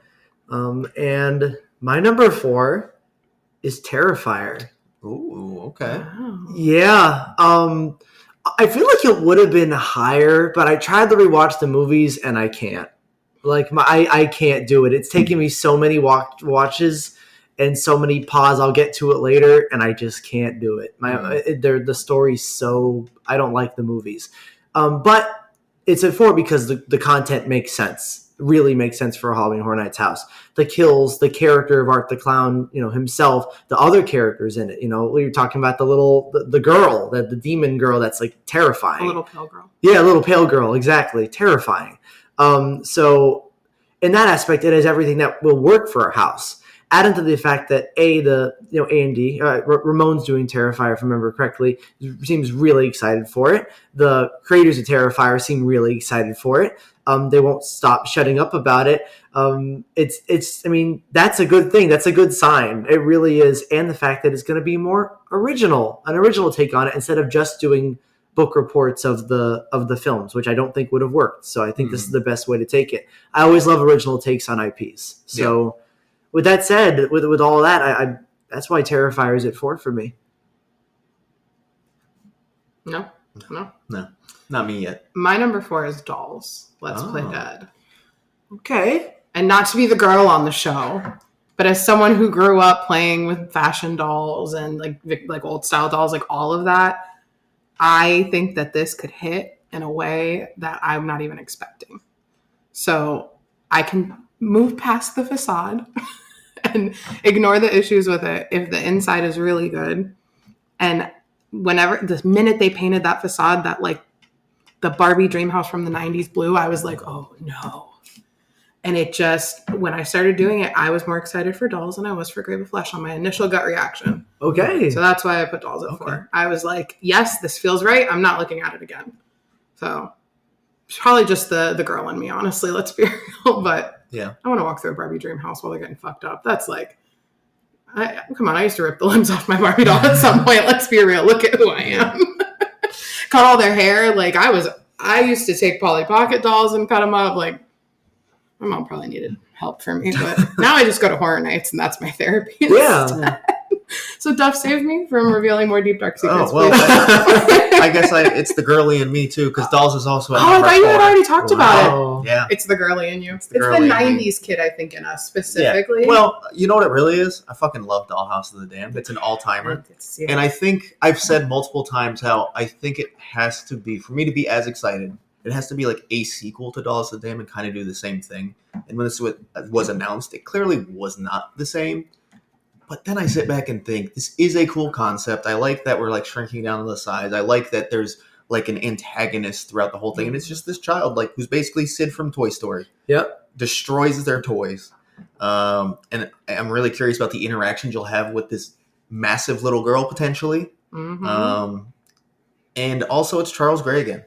And he has, first of all, made Dollhouse of the Damned. Mm-hmm. Second of all, has brought up on multiple occasions how he wants to do it again and make a sequel. It's like the one sequel he wanted to make. And he kind of has his chance. It's more like a cousin or spiritual successor, I guess. But yeah, so I've kind of like brought it back up into my hype list because I realized like how much I love Dollhouse of the Damned and how this is just kind of a new take on that done by the same man who made it before. So I trust it. And we talked about the facade before. I do think the key art throws it off a little bit. I don't like that single design choice. But I think the whole like watching her through the window, like destroying her toys and shit, is gonna be really fucking cool. And I think the scene it could be a lot of fun. They can create some fun scale because of our size in the house. Mm-hmm. So, and it's easy for you to transport. Like it's how we jump. Some houses you have to jump from place to place, and it feels almost disorienting and not connected. Well, these are just like doll houses, so it's pretty easy to be like, all right, going through the attic to this next one. She's just picking us up and moving us. Like, really. It really works. They can just bring you anywhere with a quick transition. So it feels like it has a pretty high floor for me, to be honest, and the potential to be really good. It's like how Seeds and I think we said this before. Seeds and Descendants were like cousins. Yeah, cousin houses. It's very like that. Yeah. Very interesting to see how our hype sort of changed from the original, dump week that they had for, all the originals. Grave of Flesh for me would have been way higher. Yeah. Dolls probably would have been like at the bottom. Mm-hmm. Yeah. And now that's changed. And they said Dolls was bloodier than we were expecting. Yes. Yeah. That has me excited. Yes. It sounds like the fact that she is destroying these toys, they're really going to make it like gory destruction of these toys. Mm-hmm. So that is pretty cool. Oh, I'm ready for that. Right. We're number 3 now? Yeah. Okay. Well, my number 3 is Hatchet and Chains. All right.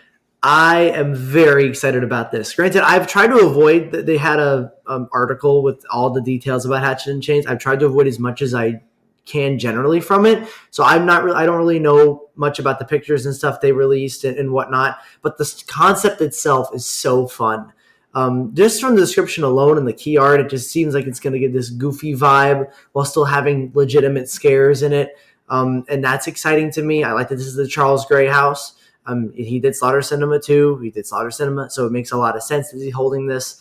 But I also like the fact that unlike the way they did Yeti, this isn't just, it's kind of like a movie you saw. This is the movie you saw and we're expanding upon it.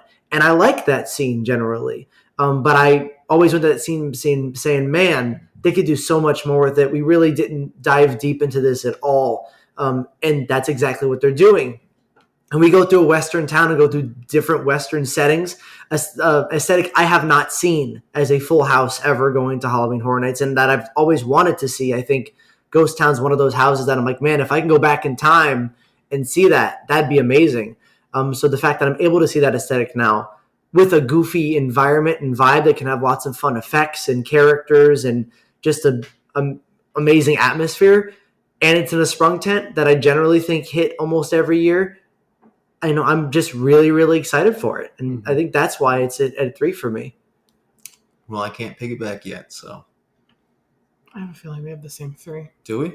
Mine's Terrifier. Mine's Terrifier. Okay. There we go. I just had a feeling. Yeah. This feels like one of those years where we're more aligned than we expect to be. Yeah. That's weird. Then there's an IP that's lower on my list that's higher on yours. That usually doesn't happen. That's true. Yeah, I mean, me having an IP at 3 is on a hype list is kind of crazy. Yeah. Mm-hmm. Especially Terrifier. Like you said, Jonathan, I'm not like a huge fan of Terrifier. I think the first film we talked about over the years of podcasting, like it could be cool at the event because the movie does kind of suck as a film. Let's be honest.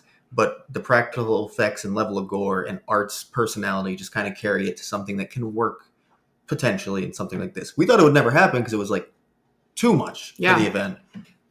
Terrifier 3 has kind of fully altered that now, luckily. And the fact that they are taking this, I'd like to point out, bad movie doesn't mean bad house, because House of a Thousand Corpses to me is actually a terrible film. Yep. I think it is atrocious, and I was not excited at all for that house, and it was one of my favorite houses of 29. Mm-hmm. So got that going for it. But this, like you said, Jonathan, the fully kind of original take on what it is. They were just taking art, and you're going to see some of his best of moments, but everything built around that, how you get to those moments, is all like an original take where they work directly with Damien Leone. It just sounds like the perfect way to handle an IP. This is what I like to see them do when they touch any IP. I'm just really excited to see everything they are talking about in effects, the wet and dry path, obviously. Yeah. I'm very curious what that looks like. They are really hyping it up that it truly is going to be unsettlingly disgusting and gory. And I do enjoy that in a house. You know, I know not everyone loves the gore. That's not their favorite thing. But if I get to see practical effects that look legitimately disgusting and real, that's what I liked about Terrifier, the first film. That's what I would like about this house. I want to see that in houses. And it sounds like they are fully going to deliver that. It's in Soundstage 25, which every time they have used has really utilized the space well and made it very large, long house. And then Art himself. What a fucking character you get to interact with. Yeah. He's going to be so much fun. Again, that is like the thing about Terrifier films that is always good. Art. And he's going to be there a lot in the house, I'm sure. Oh, yeah. I would hope. It's a mega house location, so I hope they've got a mega cast of Art the Clowns. But everything you say, I agree with. Everything you've already said, I agree with. Like, I've never been this excited for a movie franchise I don't care about at the event, which is so crazy. Like, they're fine. The first and the second one are good. The second one's the best movie. The third one sucks. The minute we start getting into, like, why Art the Clown is like a demon, I've checked out. I don't give a fuck. I don't love the Christmas element of the third one either, but, like, in the house, it's going to be really fun. Oh, yeah. And we have so many different versions of him we can see because of that. I'm going to walk through the wet path every night. I'm, like, fully going to commit. If it's that good and it affects the experience, like, I'm going to do it. Right. But if it doesn't, I'm going to be really disappointed. But they are talking so much about this house that, like, I had to put it up here at 3. I could not be I could not physically be less excited for this house now. So that's why it's at 3. Okay. Fucking Terrifier. Look at that. I can't believe it. Who would have thought? Wow.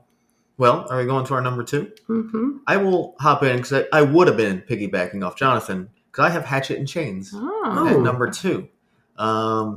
And I kind of agree with the simple fact just that I don't think things should come back the next year. But it's also not going to make me less hyped for this specific property coming, because the first thing I thought when I walked through Slaughter Cinema 2 is, oh, this is the house that they're going to want to make immediately, because it was the only one that felt like there was additional lore. Like, I felt like I wasn't seeing the movie. I was seeing a trailer for the movie. Yeah. And now we get the full feature. And like the characters are really cool. It sounds like it's going to have a great level of campiness to it. The fucking lava zombies going inside people to burn them from inside out. Okay, I forgot about that. Let me be honest. I completely forgot about that when I did my ranking. I did read the article. Jonathan, you know I don't like spoilers either, but I did cave and read this one because I heard it's not much. Honestly, the level of detail they give you is kind of more podcast level. I still won't say anything specific, just because I don't want anyone to get spoiled. But there are some fucking cool elements. And the story really does sound like, well, just kind of campy, goofy, you'll jump around, but there is a fleshed out story to this as well that you can fully follow when you're going through this house. Yeah. So if they pull that off, I mean, it has kind of every element I'm looking for in an HHN house, especially a campy one. Because sometimes they build that camp and it's just like too much, like that's all it has going for it. This sounds like it's going to have everything aligned with being just a campy, goofy house. So I'm really excited for this. I think it's going to be tough for it to finish low unless they just fully miss the mark somehow. Like you guys are saying, those Western houses, we don't get them too often, but when they do them, the sets are always amazing. We also do know this is a Dylan Colath house. Yeah. So on the Western sets, Colath, it can't fail, right? It's in a tent. It can't fail. I don't know. That tent has great sets all the time. Saying. All the time. That's Descendants, right? Descendants set. That's Descendants. Yeah. And Puppet Theater. Yeah. Yeah. And Darkest Steel. Mm. Yeah. I'm not disagreeing with you. The thing is, I think it would have been lower just by like premise, but I just don't see how this house misses. And it has so many things I would want that when you kind of add them all up together, I can't put it lower than second. That's fair. Yeah. That's how I feel about it. My number 2. I physically couldn't put it any lower or any higher. I had to be at number 2. You should go first. That's mine. I know it's not your number. I know where it is. Yeah. Oh, mine's El Artista. Oh, okay. That's why I'm like, I know what you're saying, so I'm going to go now. Yes. Mine is El Artista, Spanish Haunting. All the houses that this is taking inspiration from that they've mentioned are like in the top of my Wayback Machine houses. I love a ghost. I love a graveyard. I love a spooky manor. I didn't love Hill House, so I don't like the comparisons people are making to that with the scenic. But I don't think this is going to be that at all. It's also a Dylan Colath house.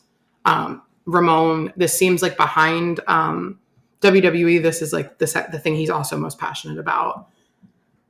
This cannot miss, and I know I'm about to hear you guys talk about it, so I'm going to shut up.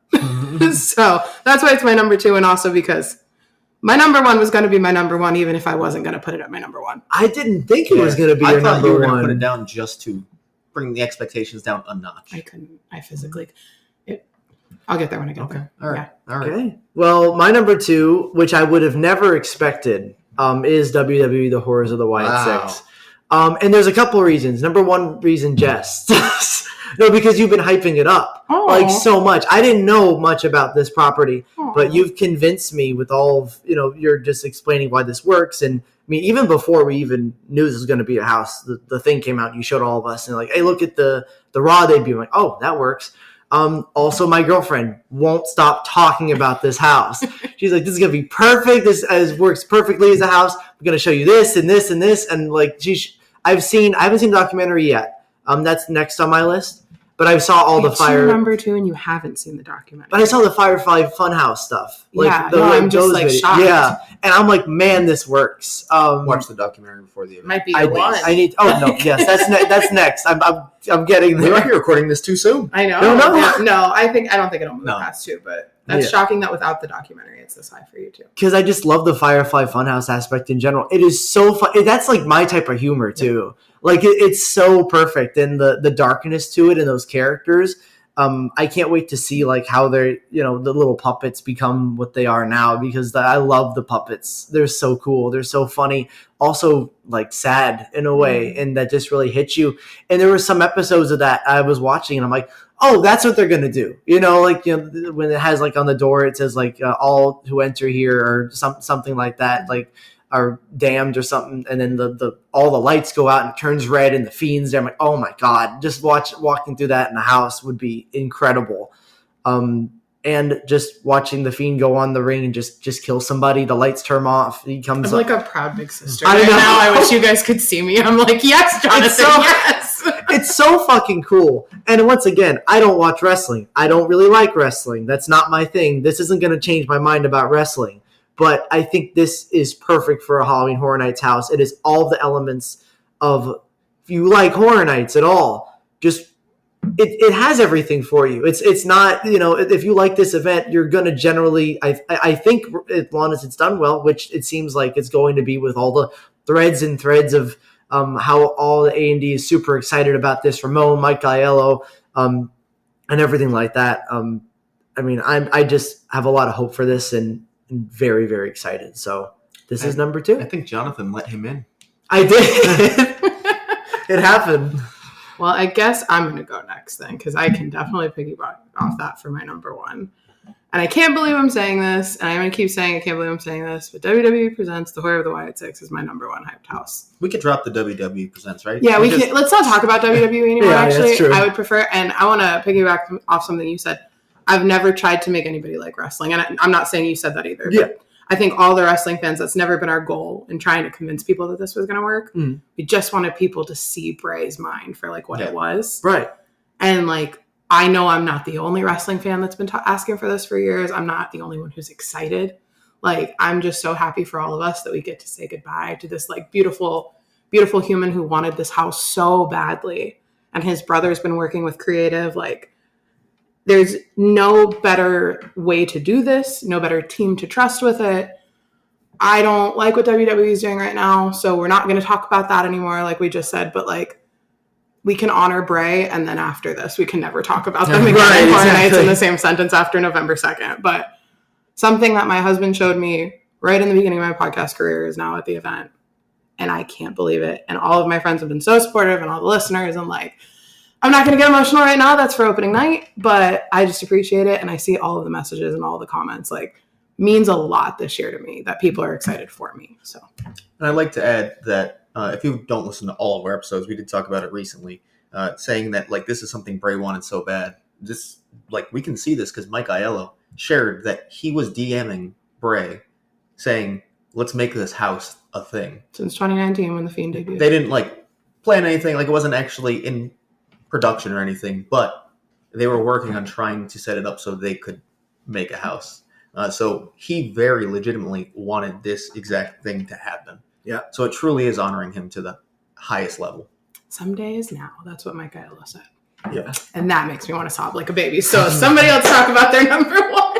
Well, we have the same number 1, Jonathan, obviously, by process of elimination. Yeah. It is El Artista, Spanish Haunting. Mm-hmm. And I don't think there is any universe where this wasn't going to be into my number 1, strictly from Spooky Empire. Yeah. Like, it is everything I want an HHN house to be. It is, again, done by Ramon, who, as we've talked about, can't miss. Simply can't miss. And it's something he's passionate about, too. It's honestly sounds like Sergio Navarro was like almost meant to be like an icon. Yeah. Like, not necessarily to the event, but like he was designed in that fashion. Mm-hmm. Whether he was meant to be the icon of the event at all or not, that's how he was made. Like, as that kind of presence and that kind of level of character and lore behind him. It's going to be a beautiful house. We know that much. They stressed that. They've told us there's 3 facades. And just the whole like living mansion, like it's going to be very paranormal. Like, it has so much, Jonathan. Yeah. So fucking much. They wouldn't stop talking about this house. Like, if like, I'm sure the panel, it was just like, it was basically the entire thing talking about El Artista, and you felt the passion from Ramon. You still do. Even in new press releases, where they talked about this house, so much it's spooky. They're just like, let's talk about it some more. Here's some more things that you can be excited about. That's how we learned about the three facades and stuff like that. They just won't shut up about it for good reason. And more so than ever, like, I've always wanted to see a ghost haunted house, sort of like a classic, even though this is going to be sort of a twist on that, but sort of a classic ghost haunted house done well. And I agree with you, Jess. I did not like Hill House. I don't think it felt like a ghost haunted house. I felt like here's the IP, get ready for the IP, here you go. And that wasn't the intent. So this house, I think, is going to scratch that itch of just classic ghost haunted house with some elevated aspects when in regards to the art, which the art could have so many interesting creatures. We don't know what can be in this house. Because art can be anything. It's not like we can expect, Grave of Flesh has the flesh eaters, and we generally know what those are going to look like. Or dolls, it's going to be some toys, and we can have a good idea. This is it's art. I can't tell you what exactly is going to be in here. We know it's going to be ghosts from the past, but how are they represented? How are they drawn in different art styles?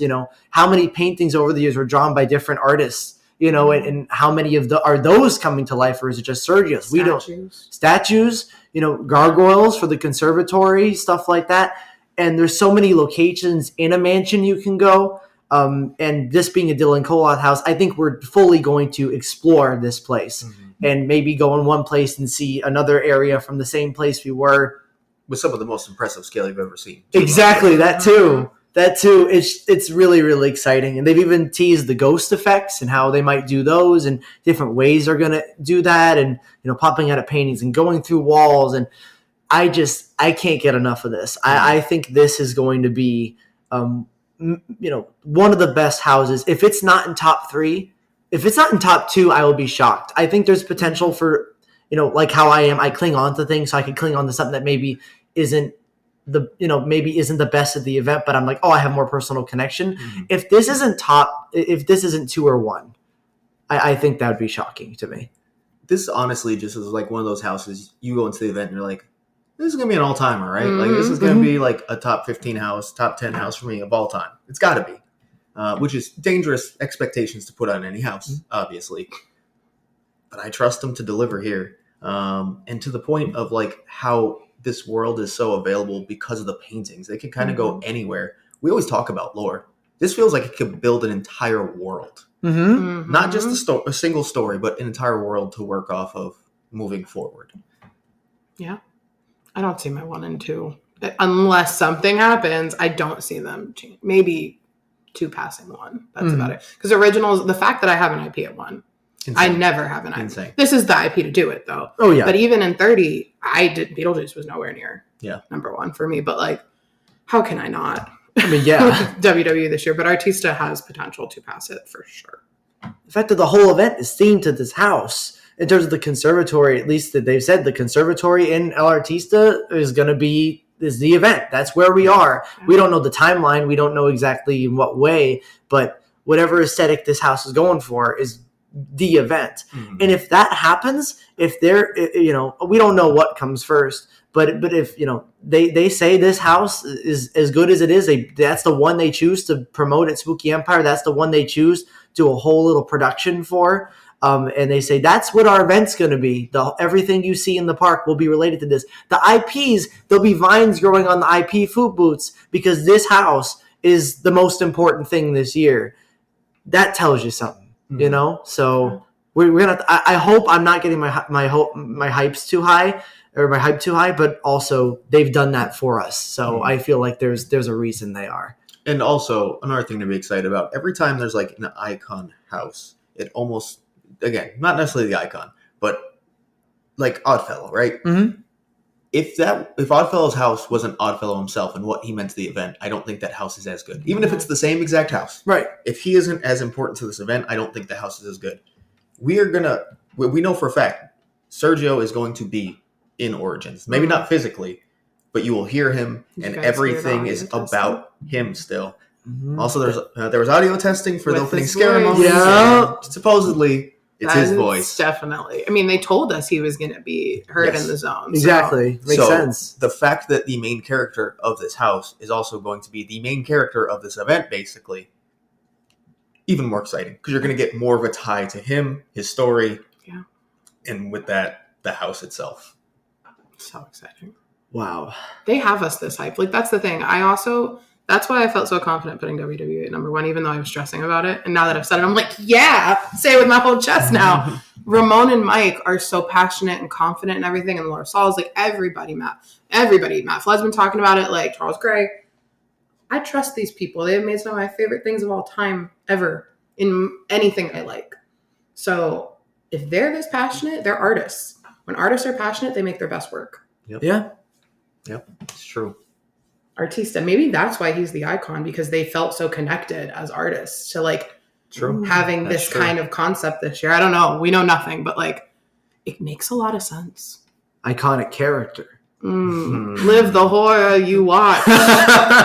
Is that actually the tagline? Did I do Live it? the horror you love to watch. I'm almost so close. It's how many months have we been doing this, man? I don't think that's going to be a written tagline, though. No. Is it? No, It's it's just still never gone. Do we have billboards up in Orlando yet Not at this yet. point? That's Well, what by happened this at the end week. of Artista. Sergio will look at us and go, never go Oh, alone. jeez. At least say it in Spanish. Oh, I can't. So No, I know you can't. Okay. I remember when you were stressed about the Brujas Yeah. last episode or whatever. Tough for you to take this one. Well, that's 34. That's it. That's HHN34. Those are our hype lists. A lot of hype. Our hype lists, obviously, are always about hype. This one was just like new levels of hype, it feels like. Yeah. I don't, again, just like Scare Zones, I don't know if, at least since I've been recording podcasts, I've ever had a hype list that I was this excited about. Yeah. No, I can confidently say An that. event I was this excited about. I don't know if I've had an event I was this excited about since like my very early days, just because it was like always a new thing to me where Yeah. what was there didn't even matter as much. Right. Because since then I've gotten used to it, and like there's been years I've been more excited about than others, but like there was never so many new things at once. I would say for me, it's very similar to 30 into 31. Mm-hmm. Because 30, we had so many precautions and everything with COVID, and Yeah, things felt a little that's off. fair. They were houses we had seen before. 31, oh my God, we were all eating that shit up in announcement season. Oh, yeah. So it feels almost like that again, but more.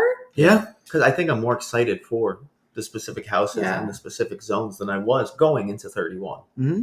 Yeah. I can't believe the next time they hear from us will be the other big episode from every season. Oh, wow. We'll have seen everything. Yeah. Quite a few times. That's stressful. Yeah. That's a stressful thought now. Ooh. Well, should we wrap this up? Yes. So, Future Jess here, and in typical 365 fashion, a couple days after recording this episode, we got a sneak peek of some of the food coming to HHN34 in Orlando. Hollywood also got a sneak peek event where some media got to actually try some of the food and see it in person, as well as Hollywood is getting a tasting lanyard for Horror Nights this year, which is really cool. I don't have the details on that, but I know it's a few food items. I believe you save a little bit of money, and no word on if Orlando's getting that this year or not. But really cool that Hollywood's offering that. Now let's get into the Orlando article. This was on today.com, and it was an interview with Chris Colon, who is the executive sous chef of research and development at Universal Orlando. So he said, one of the things with Horror Nights, again, it's just so fun. So we want to give you this disgustingly delicious food to where it's like, oh my God, that's not this, but it's so delicious, he says. There is one example specifically that we're going to get into in a second, but he also gave us a little bit more before he started revealing the food items. He said they were paying homage to the late WWE wrestler Bray Wyatt.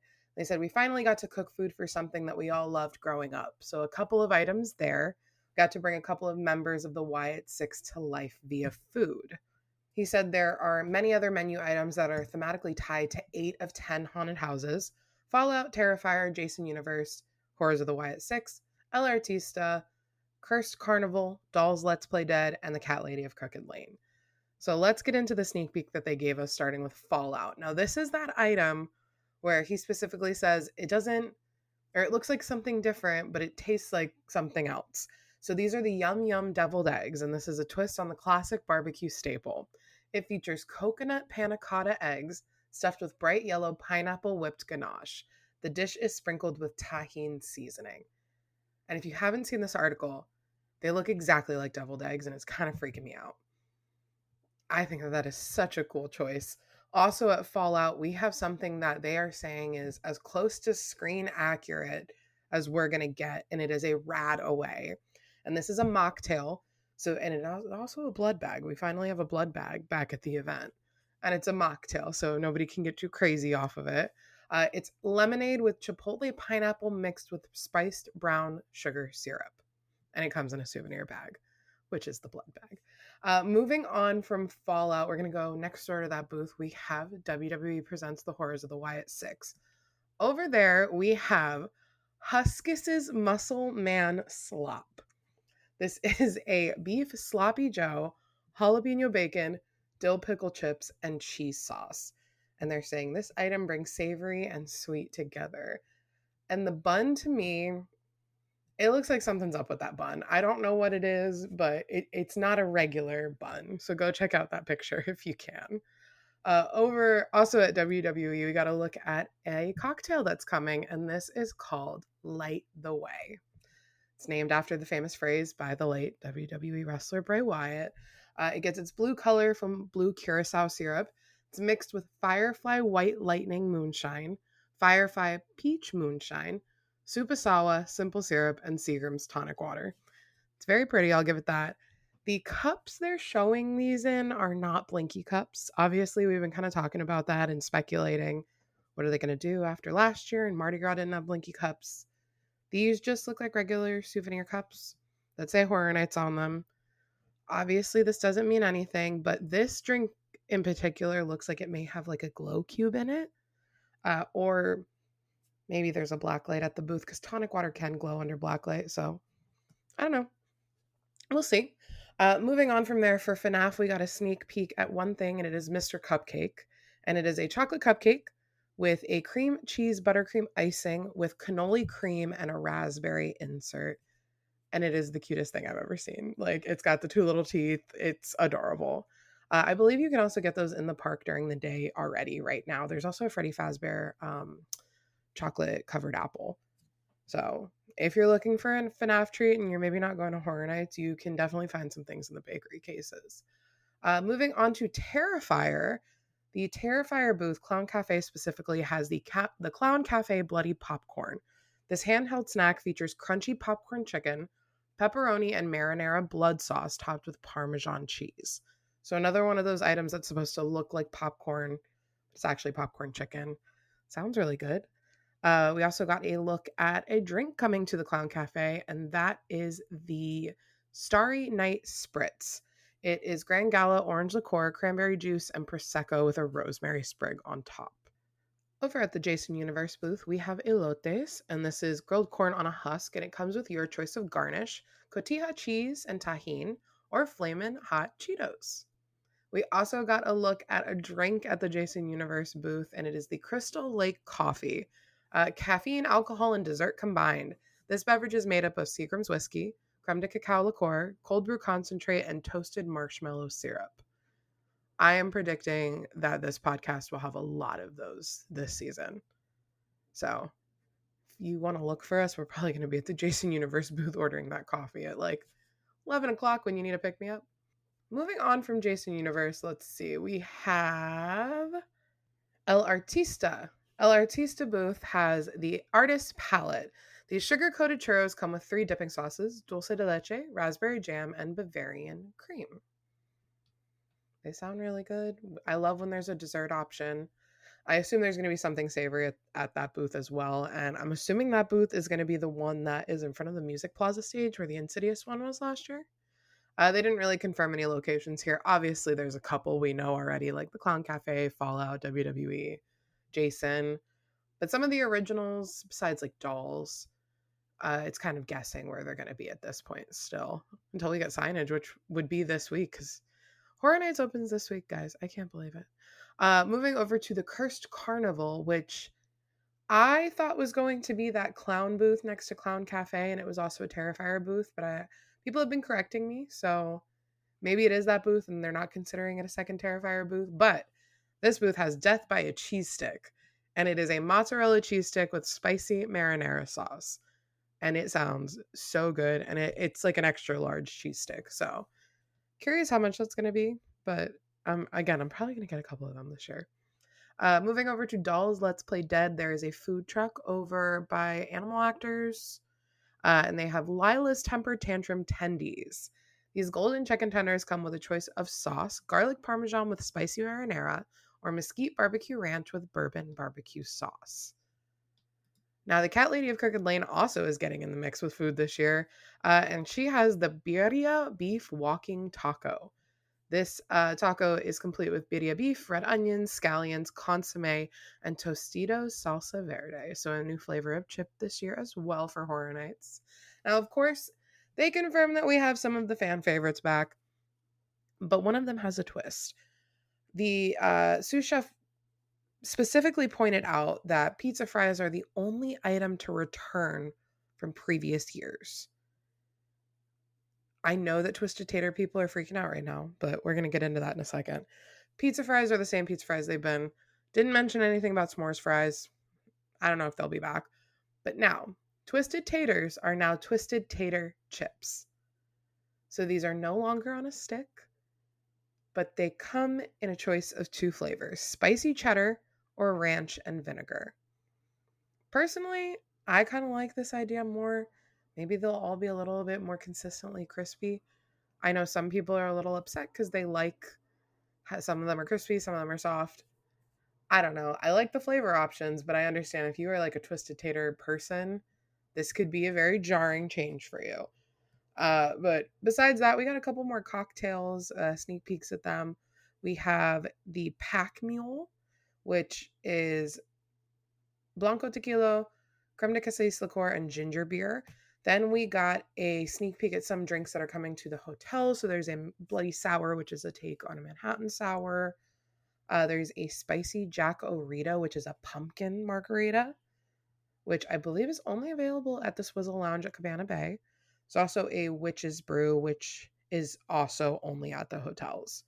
But still, this is a great sneak peek. Obviously, we're going to have full menus in a couple days, if not today, and I just haven't seen on Twitter. But the event is here, guys. I can't wait to try some of this food in just 5 days from when I'm recording this.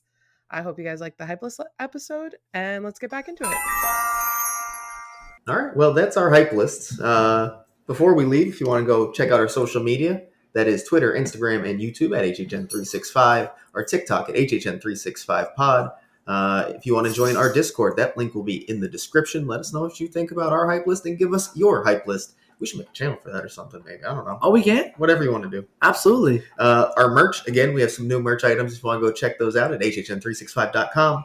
And if you leave us a voicemail, we'll play it here on the show. That number is 407-906-4134. And we are quite literally going to see you in the streets this week. If you see us, stop us. We'll have We have stuff. things to give away. Special event stuff. Mm-hmm. So if you see any of us, just say something. If you say, "Are you 365?" That's it. That's all you got to say. All you gotta do. You don't have to say our names. Can I have whatever you have? Yeah, sure. We don't have like a code word or anything. We couldn't remember that. No. Yeah. I'd be like, Could is you that the imagine? code word? I don't. I'd be like, here, just take it. You talk to me. Take it. All right. See you in the streets. Bye.